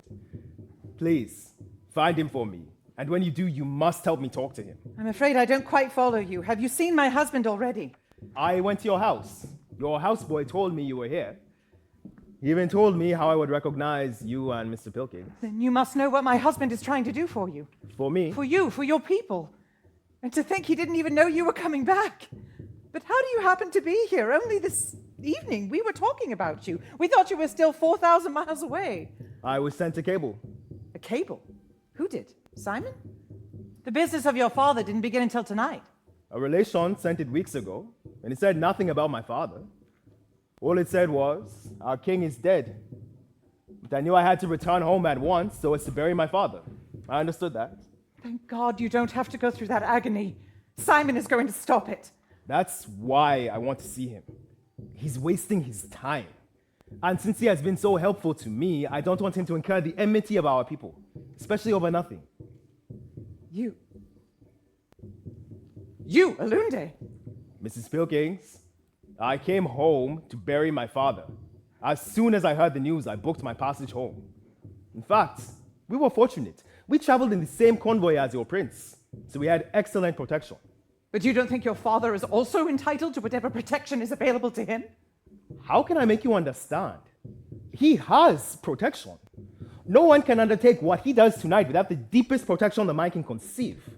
What can you offer him in place of his peace of mind? In place of the honor and veneration of his own people?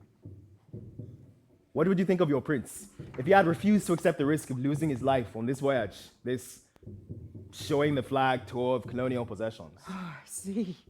So it isn't just medicine you studied in England. It's another error into which your people fall. You believe that everything which appears to make sense was learned from you. Not so fast, Alunde. You have learnt to argue, I can tell that, but I never said you made sense. However cleverly you try to put it, it's still a barbaric custom. It's even worse, it's feudal.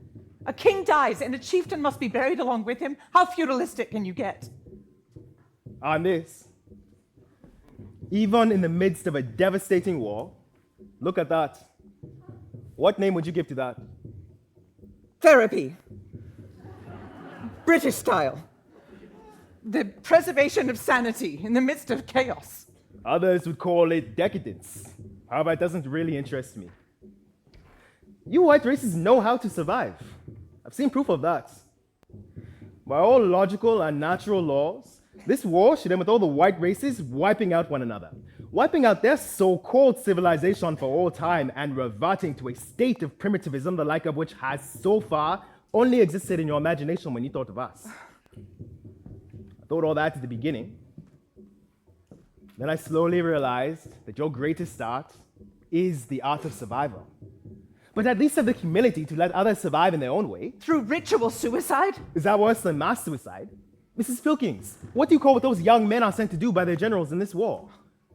Of course, you've also mastered the art of calling things by names which don't remotely describe them. You talk, you people, with your long-winded roundabout way of making conversation. Mrs. Pilkings, whatever we do, we never suggest that a thing is the opposite of what it really is. In your newsreels, I heard defeats, thorough, murderous defeats described as strategic victories. No, wait. It wasn't just on your newsreels. Don't forget, I was attached to hospitals all the time. Hordes of your wounded passed through those wards. I spoke to them. I spent long hours by their bedsides while they spoke terrible truths of the realities of that war. I know now how history is made.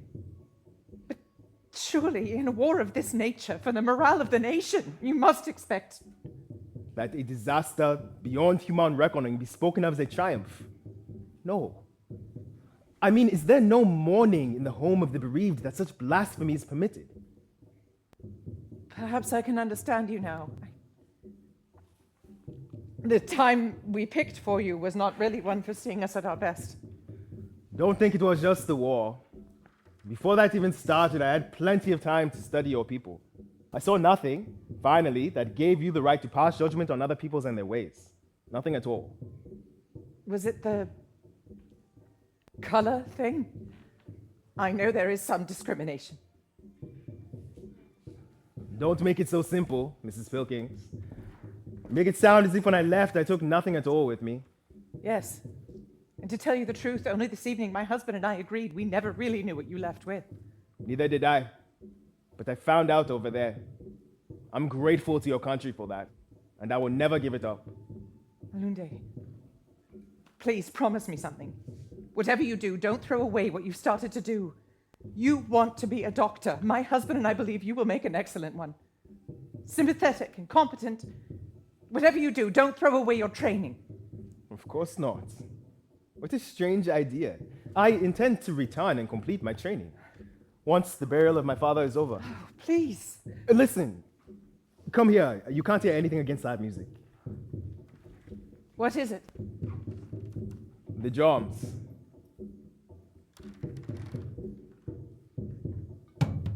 Can you hear the change? Listen.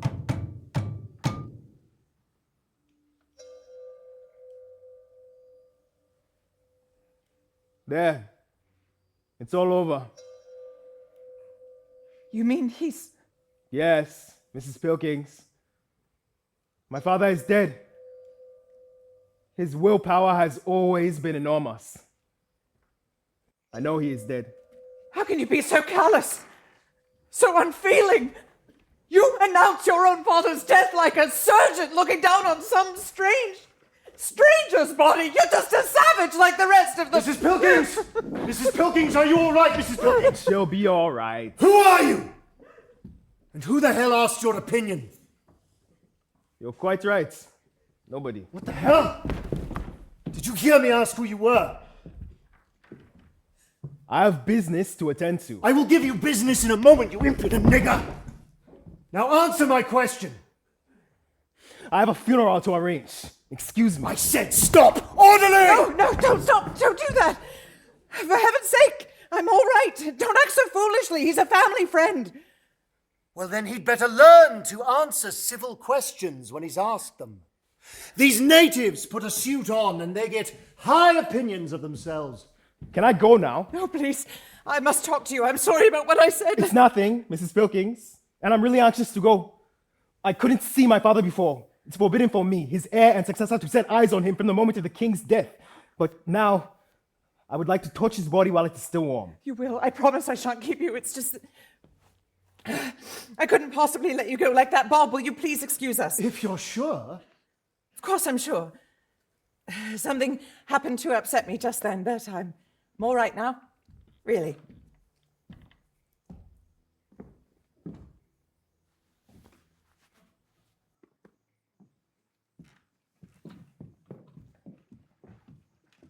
I mustn't stay long.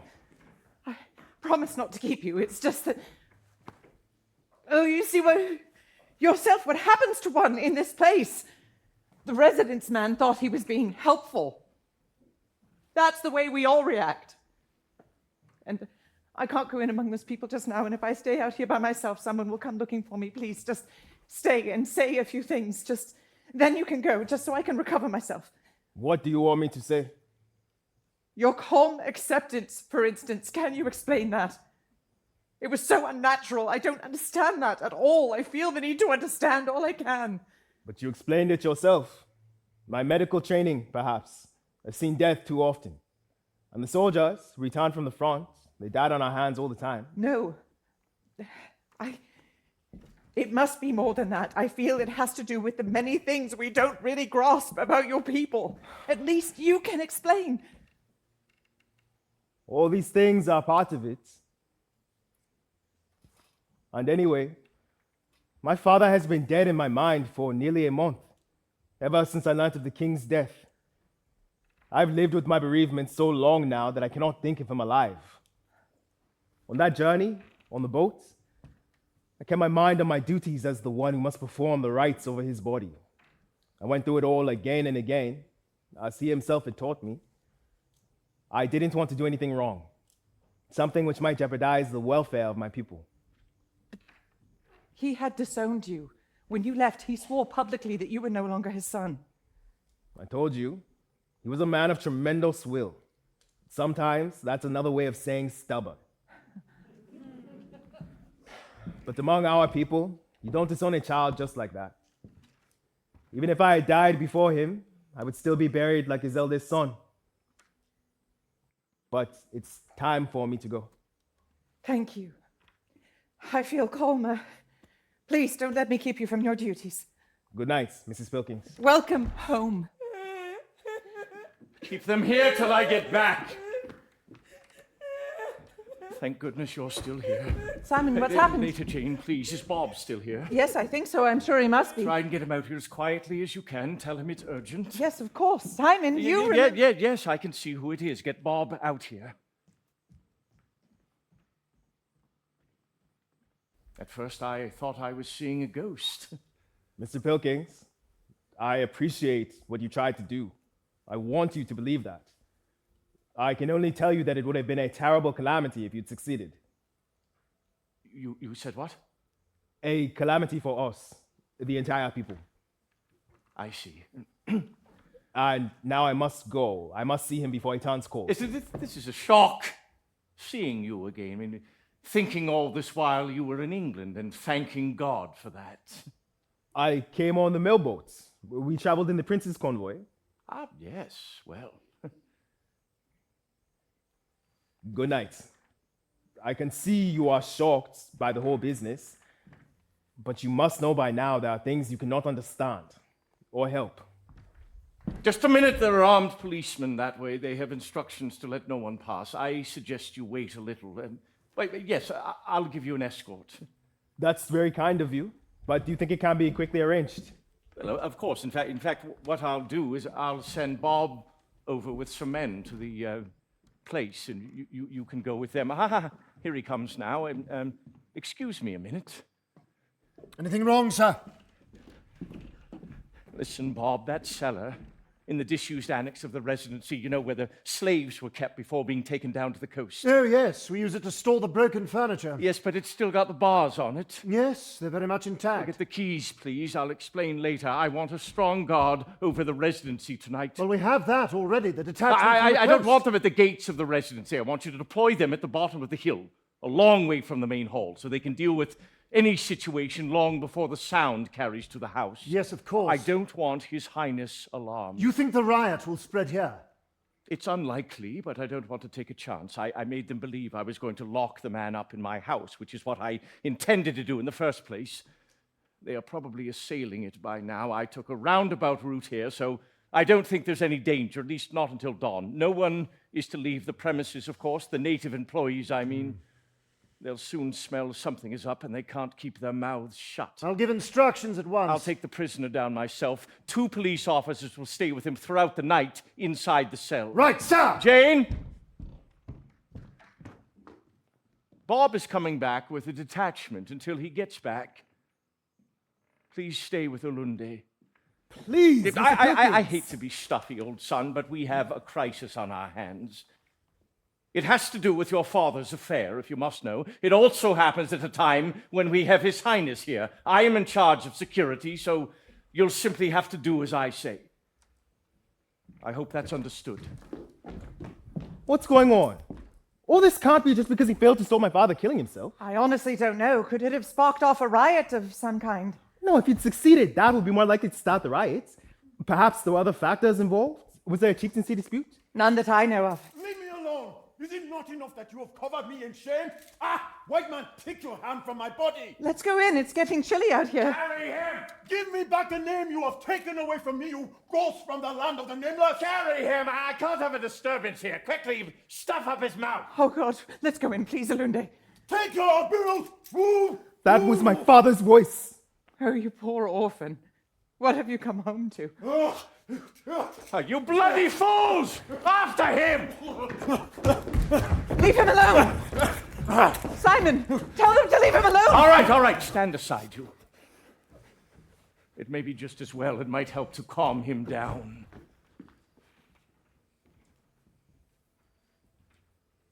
Olunde? Olunde? Oh, son, don't let the sight of your father turn you blind. I have no father. Eat of leftovers.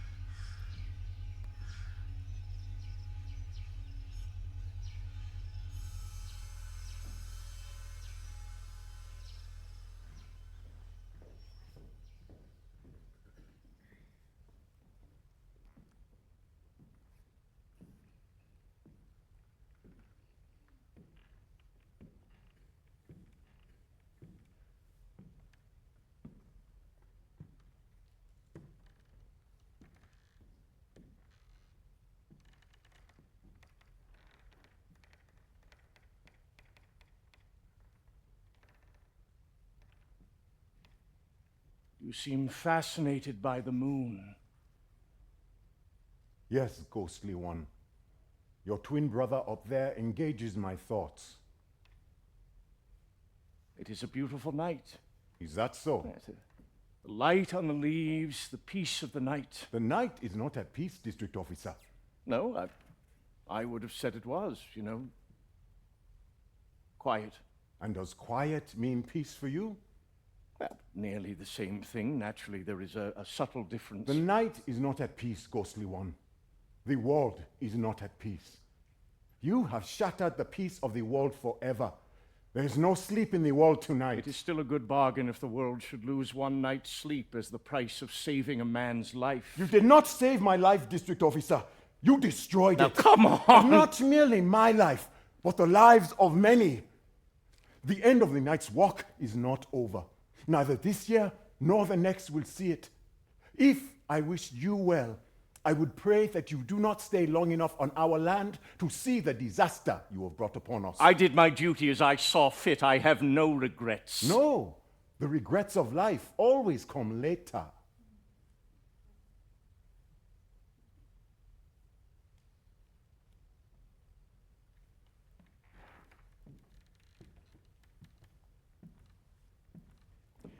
You are waiting for dawn, white man. I hear you saying to yourself, only so many hours until dawn, and then the danger is over. All I must do is keep him alive tonight. You don't quite understand it all, but you know that tonight is when what ought to be must be brought about. I shall ease your mind even more, ghostly one. It is not an entire night, but a moment of the night.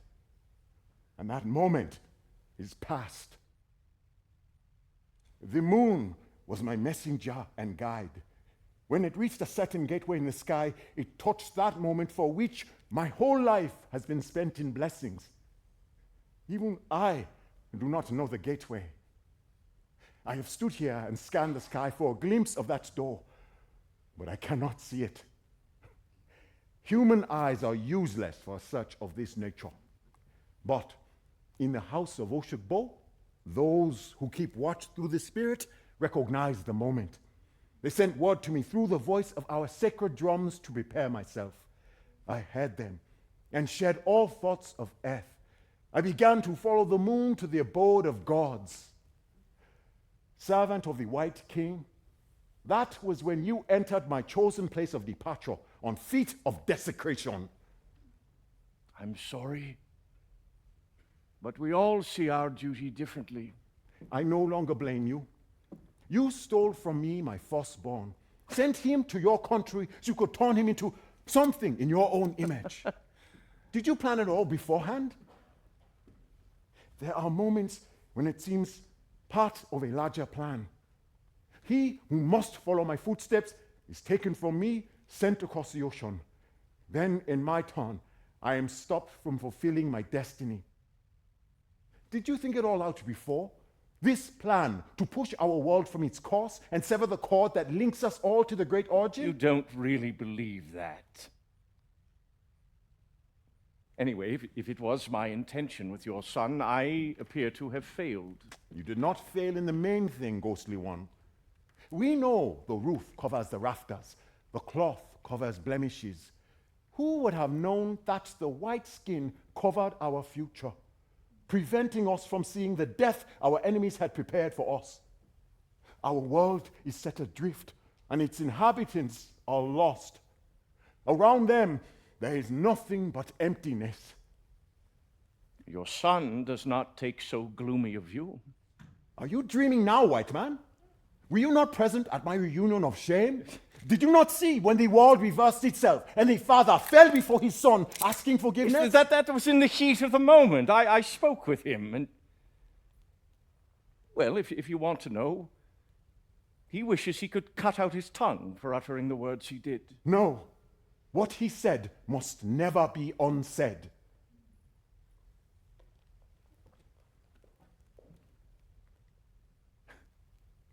The contempt of my own son rescued something of my shame at your hands. You may have stopped me in my duty, but I know now that I did give birth to a son. Once I mistrusted him for seeking the companionship of those my spirit knew as enemies of our race. Now I understand. One should seek to obtain the secrets of his enemies. He will avenge my shame, White One. His spirit will destroy you and yours. That kind of talk is hardly called for. If you don't want my consolation... No, White One, I do not want your consolation. As you wish. Your son, anyway, sends his consolation. He asks your forgiveness. When I asked him not to despise you, his reply was, I cannot judge him, and if I cannot judge him, I cannot despise him. He wishes to come to you to say goodbye and to receive your blessing. Goodbye? Is he returning to your land? But don't you think that's the most sensible thing for him to do? I advised him to leave at once, before dawn, and he agrees that is the right course of action. Yes, it is best. And even if I did not think so, I have lost the father's place of honor. My voice is broken. Your son honors you. If he didn't, he would not ask your blessing. No! Even a thoroughbred is not without pity for the turf he strikes with his hoof. When is he coming? As soon as the town is a little quieter, I advised it. Yes, White Man, I'm sure you advised it. You advise all our lives, although on the authority of what gods, I do not know.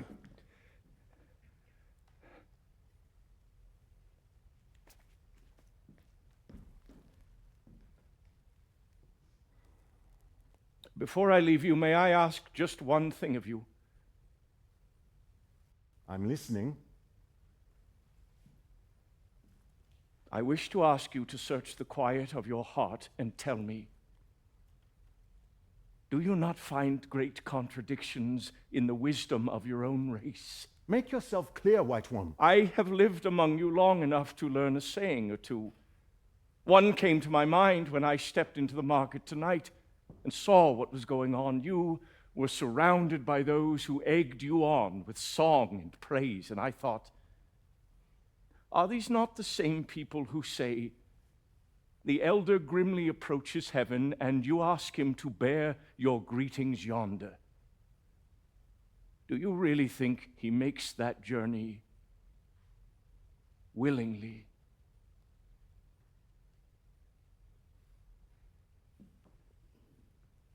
After that, I did not hesitate. Simon? Simon? Now, what on earth?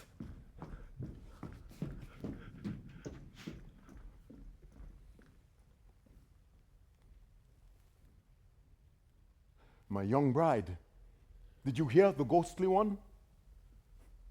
You sit and sob in your silent heart, but say nothing to all this. First, I blamed the white man. Then I blamed my gods for deserting me. Now I feel I want to blame you for the mystery of the sapping of my will. But blame is a strange peace offering for a man to bring a world he has deeply wronged and to its innocent dwellers. Oh, little mother, I have taken countless women in my life, but you were more than a desire of the flesh. I needed you as the abyss across which my body must be drawn. I filled it with earth and dropped my seed in it at the moment of preparedness for my crossing. You were the final gift of the living to the emissary to the land of the ancestors. And perhaps your warmth and youth brought new insights of this world to me and turned my feet leaden on this side of the abyss. For I confess to you, daughter, my weakness came not merely from the abomination of the white man who came violently into my fading presence. There was also a weight of longing on my earth-held limbs. I would have shaken it off. Already my foot had begun to lift, then the white ghost entered and all was defiled. Oh, Simon, you will let her in, won't you? I really wish you'd stop interfering. Oh, good gracious, I didn't initiate this. I was sleeping quietly, or trying to anyway, when the servant brought it. It's not my fault if one can't sleep undisturbed, even in the residency. He'd have done the same thing if we were sleeping at home, so don't sidetrack the issue. He knows he can get round you. He wouldn't have sent you the petition in the first place. Be fair, Simon. After all, he has your own interests in mind.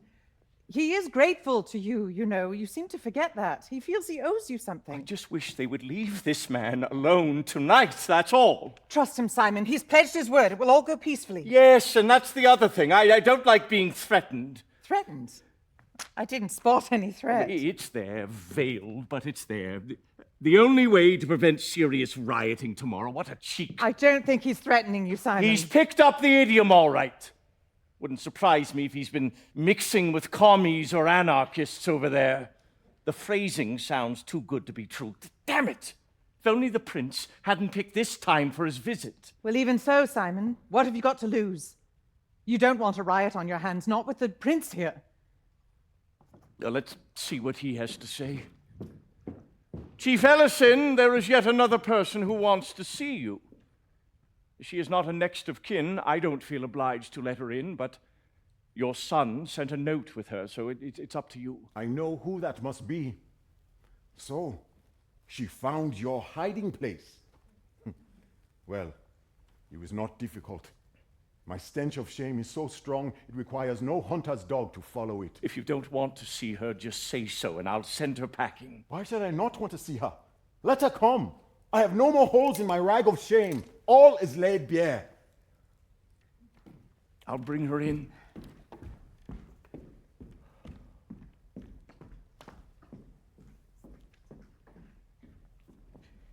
Please, try and understand. Everything my husband did was for the best.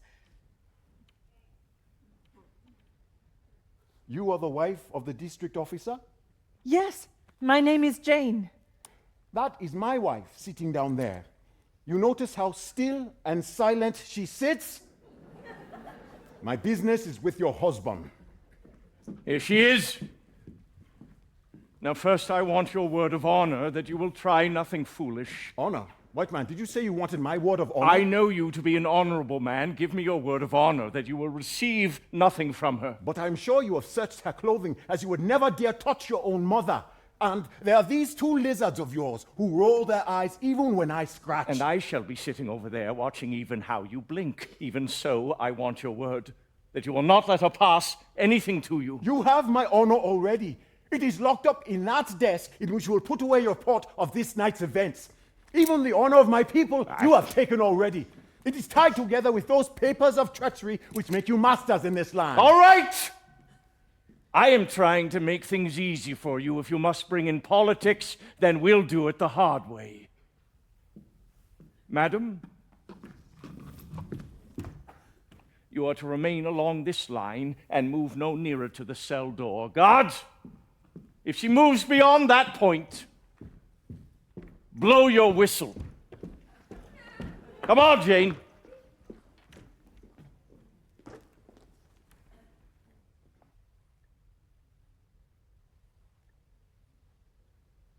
How boldly the lizard struts before the pigeon, when it was the eagle itself he promised us he would confront. I don't ask you to take pity on me, Ioloja.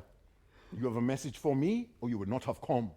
Even if it is the causes of the world, I shall listen. You made so bold with the servant of the White King who took your side against death. I must tell your brother chiefs when I return how bravely you waged war against him, especially with words. I more than deserve your scorn. I warned you. If you must leave a seed behind, be sure it is not tainted with the curses of the world. Who are you to open a new life when you dare not open the door to a new existence? I said, who are you to make so bold? Hey, no, you self-vaunted stem of the plantain. How hollow it all proves. The pith is gone in the parent stem. So how will it prove with the new shoot, huh? How will it go with that earth that bears it? Who are you to bring this abomination on us? My powers deserted me. Oh. My charms, my spells, even my voice lacked strength when I made to summon the power that would lead me over the last measure of earth into the land of the fleshless. You saw it, Ioloja. You saw me struggle to retrieve my power from the power of the stranger whose shadow fell across the doorway and left me floundering and blundering in a maze I had never before encountered. My senses were numbed when the touch of cold iron came upon my wrists. I could do nothing to save myself. You have betrayed us. We fed you sweet meats, such as we hoped awaited you on the other side. But you said, no, I must eat the world's leftovers. We said you were the hunter who brought the quarry down. To you belong the vital portions of the game. No, you said, I am the hunter's dog, and I shall eat the entrails of the game and the feces of the hunter. We said you were the hunter returning home in triumph, a slain buffalo pressing down on his neck. You said, wait, I first must turn up this crooked hole with my toes. We said yours was the doorway at which we first spy the tapper when he comes down from the tree. Yours was the blessing of the twilight wine, the pearl that brings the night spirits out of doors to steal their portion before the light of day. We said yours was the body of wine whose burden shakes the tapper like a sudden gust on his perch. You said no. I am content to lick the dregs of each calabash when the drinkers are done. We said the dew on earth's surface was for you to wash your feet along the slopes of Vonno. You said no. I shall step in the vomit of cats and the droppings of mice. I shall fight them for the leftovers of the world. Enough. We called you leader. And oh, how you led us on! What we have no intention of eating should not be held to the nose. Enough. My shame is heavy enough. Wait! I came with a burden. You have more than discharged it. Oh, I wish I could pity you. I need neither your pity nor the pity of the world. I need understanding. Even I need to understand. You were present at my defeat. You were part of the beginnings. You brought about my renewal of the tie to earth. You helped in the binding of the cord. I gave you warning. The river, which fills up before our eyes, does not sweep us away in its flood. What were warnings beside the moist contact of living earth between my fingers? Huh? What were warnings beside the renewal of famished embers lodged eternally in the heart of man? But even that, even if it overwhelm one with 1,000-fold temptations to linger a little while, a man could overcome it. It is when the alien hand pollutes the source of will, when a stranger force of violence shatters the mind's calm resolution. This is when a man is made to commit the awful treachery of relief, commit in his thought the unspeakable blasphemy of seeing the hand of the gods in this alien rupture of his world. I know it was this thought that killed me, sapped my powers, and turned me into an infant in the hands of unnameable strangers. I made to utter my spells anew, but my tongue merely rattled in my mouth. I fingered hidden charms, and the contact was damp. There was no spark left to sever the life strings that should stretch from every fingertip. My will was squelched in the spittle of an alien race, and all because I'd committed this blasphemy of thought, that there might be the hand of the gods in a stranger's intervention. Explain it how you will. I hope it brings you peace of mind. The bush rat fled his rightful cause, reached the market, and set up a lamentation. Please save me. Are these fitting words to hear from an ancestral mask? Huh? There's a wild beast at my heels is not becoming language from a hunter. May the world forgive me. I came with a burden, I said. It approaches the gates which are so well guarded by those jackals whose spittle will from this day on be your food and drink. But first, tell me, you who were once Helashioba, tell me, you who know so well the cycle of the plantain, is it the parent shoot which withers to give sap to the younger, or does your wisdom see it running the other way? I don't see your meaning, Your Lordship. Did I ask you for a meaning? I asked a question. Whose trunk withers to give sap to the other, the parent shoot or the younger? The parent. Ah, so you do know that. There are sights in this world which say different, Eleshi.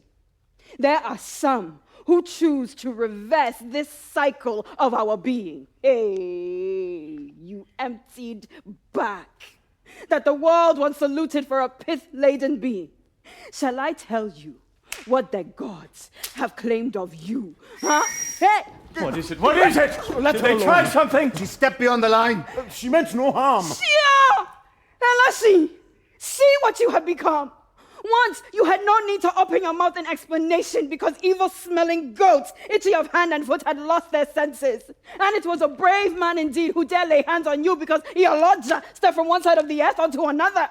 Now look at the spectacle of your life.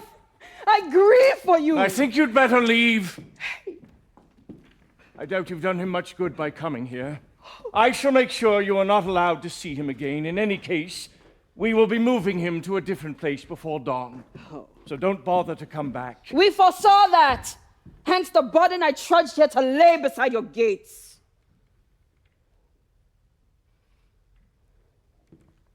What was that you said? Didn't our son explain? Ask that one. He knows what it is. At least we hope the man we once knew as Aleshin remembers the lesser oath he need not break. Do you know what she's talking about? Go to the gates, ghostly one. Whatever you find there, bring it to me. Not yet. It drags behind me on the slow, weary feet of women. But slow as it is, Aleshin, it has long overtaken you. It rides ahead of your laggard will. What is she saying now? Christ, must your people forever speak in riddles? It will come, white man, it will come. Tell your men at the gates to let it through. I'll have to see what it is. You will. But this is one oath he cannot shake. White one, you have a king here, a visitor from your land. We know of his presence here. Tell me, were he to die, would you leave his spirit roaming restlessly on the surface of earth? Would you bury him here among those you consider less than human? In your land, have you no ceremonies of the dead? Yes, but we don't make our chiefs commit suicide to keep him company. Child, I have not come to help your understanding. This is the man whose weakened understanding holds us in bondage to you. But ask him if you wish. He knows the meaning of a king's passage. He was not born yesterday. He knows the peril to the race when our dead father, who goes as intermediary, waits and waits and knows he is betrayed. He knows when the narrow gate was opened, and he knows it will not stay for laggards who drag their feet in dung and vomit, whose lips are reeking of leftovers of lesser men. He knows he has condemned our king to wander the void of evil with beings who are enemies of life. Yes, but look here. What we ask is little enough. Let him release our king so he can ride on homewards alone. The messenger is on his way on the backs of women. Let him send word through the heart that is folded up within the bolts. It is the least of all his oaths. It is the easiest fulfilled. Bob? Sir, there's a group of women chanting up the hill. If you people want trouble... Simon, I think that's what Alunde referred to in his letter. He knows damn well I can't have a crowd here. Damn it, I explained the delicacy of my position to him. I think it's about time we got him out of town. Bob, send a car and 2 or 3 soldiers to bring him in. I think the sooner he takes his leave of his father and gets out, the better. Save your labor, white one. If it is the father of your prisoner you want, Olunde, he who until this night we knew as Eleshin's son, he comes soon himself to take his leave. He has sent the women ahead, so let them in. What do we do about the invasion? We can still stop them, they're far from here. What do they look like? Well, they're not many, and they seem quite peaceful. No men. 2 or 3 at the most. Simon, I'd trust Alunde. I don't think he'd deceive you about their intentions. He'd better not. All right, Bob, bring them in. Warn them to control themselves, then hurry Alunde here. Make sure he brings his baggage with him, because I'm not returning him into town. Very good, sir. I hope you understand that if anything goes wrong, it will be on your head. My men have orders to shoot at the first sign of trouble. to prevent one death, you will actually make other deaths. Ah, great is the wisdom of the white race. But have no fear. Your prince will sleep peacefully, and so at long last will ours. We will disturb you no further, servant of the White King. Just let Eleshim fulfill his oath, and we will retire home and pay homage to our king. I believe her, Simon, don't you? Maybe. Have no fear, ghostly one. I have a message to send my king, and then you have nothing more to fear. Olunde would have done it. The chiefs asked him to speak the words, but he said no. That's all you lived. Even from the depths to which my spirit has sunk, I find some joy that this little has been left to me.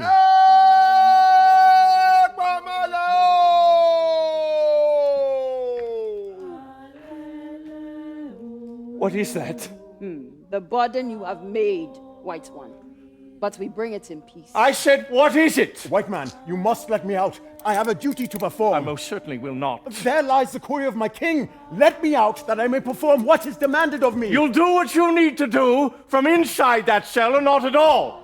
I've gone as far as I intend to with this business. The worshipper who lights a candle in your church to bear a message to his God bows his head and speaks in a whisper to the flame. Have I not seen it, ghostly one? His voice does not ring out to the world.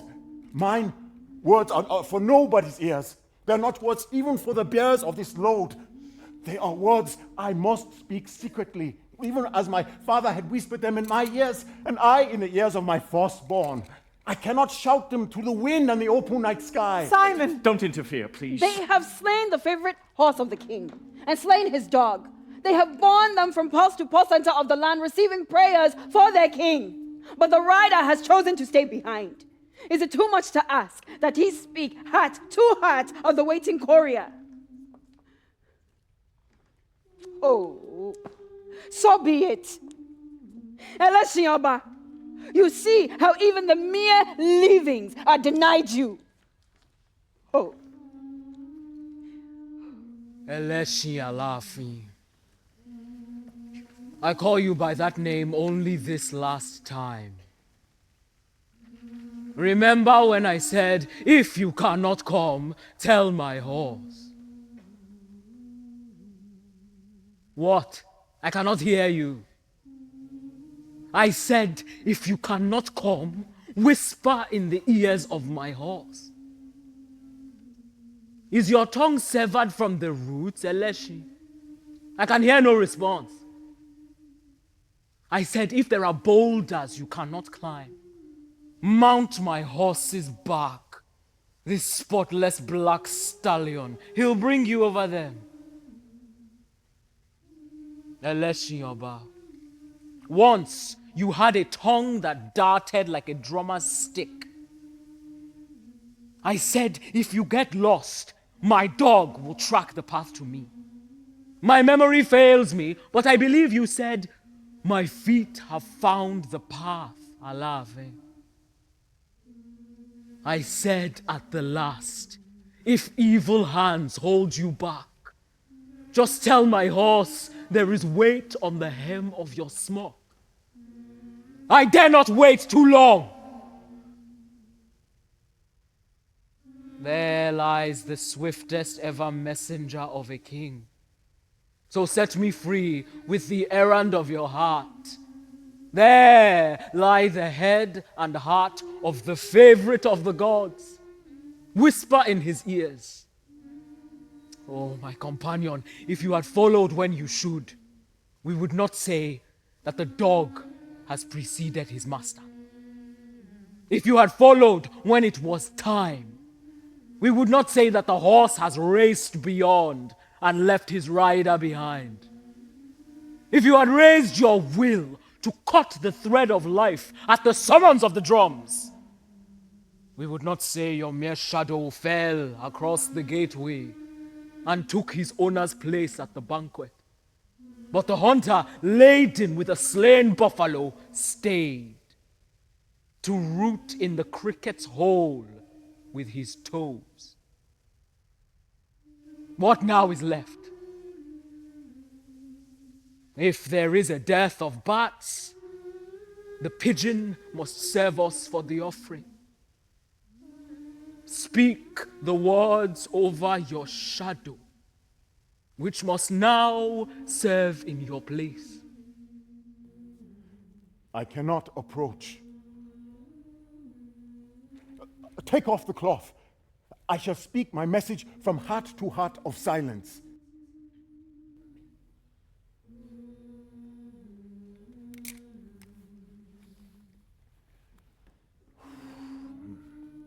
Your courier, Eleshi. Cast your eyes on the favored companion of the king. There lies the honor of your household and of our race. Because he could not bear to let honor fly out of doors, he stopped it with his life. The son has proved the father, Eleshi. And there is nothing left in your mouth to nourish but infant gums. Eleshi Oba, we placed the reins of the world in your hands, yet you watched it plunge over the bitter precipice. You sat with folded arms while evil strangers tilted the world from its course and smashed it beyond the edge of emptiness. You muttered, there is little that one man can do. You left us floundering in a blind future. What the end will be, we are not gods to tell, but this young shoot has poured his sap into the parent stalk. And we know this is not the way of life. Our world is tumbling in the void of strangers, Eleshi.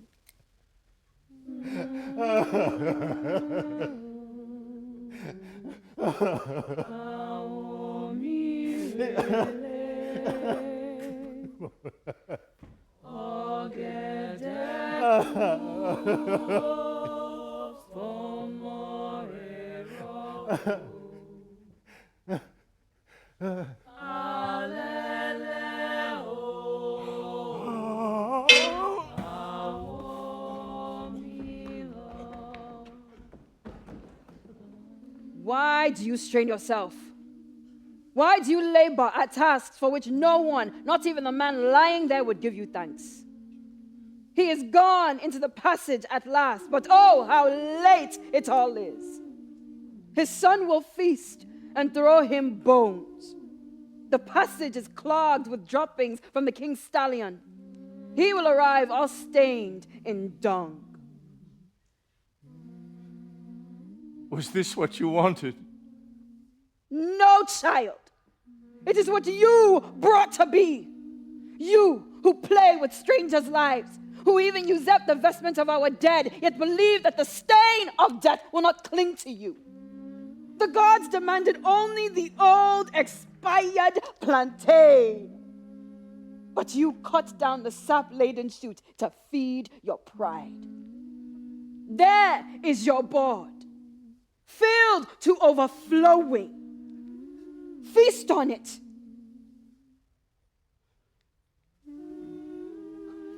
Let him alone. However sunk he was in debt, he is no pauper's carry-on, abandoned on the road. Since when have strangers donned clothes of indigo before the bereaved cries his loss?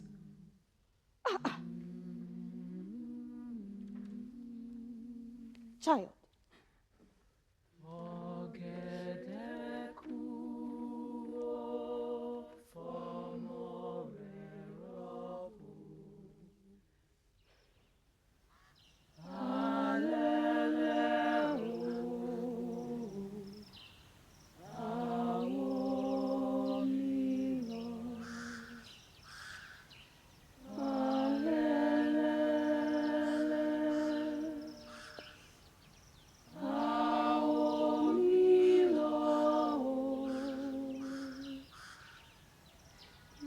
Now, forget the dead. Forget even the living. Turn your mind only to the unborn. Ọbara nini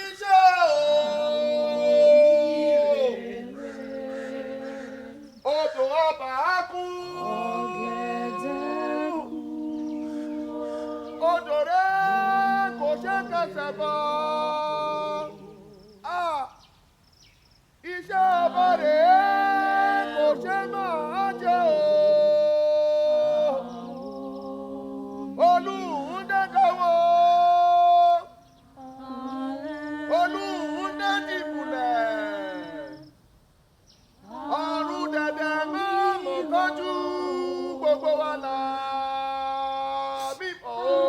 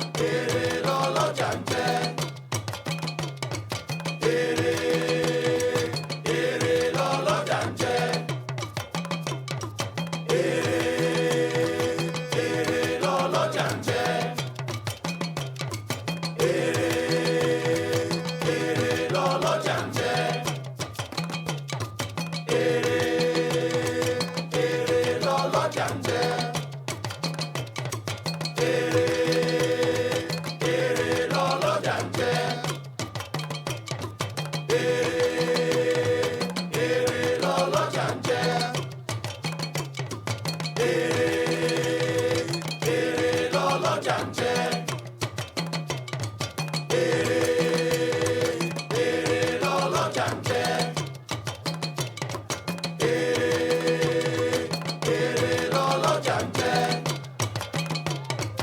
Èrè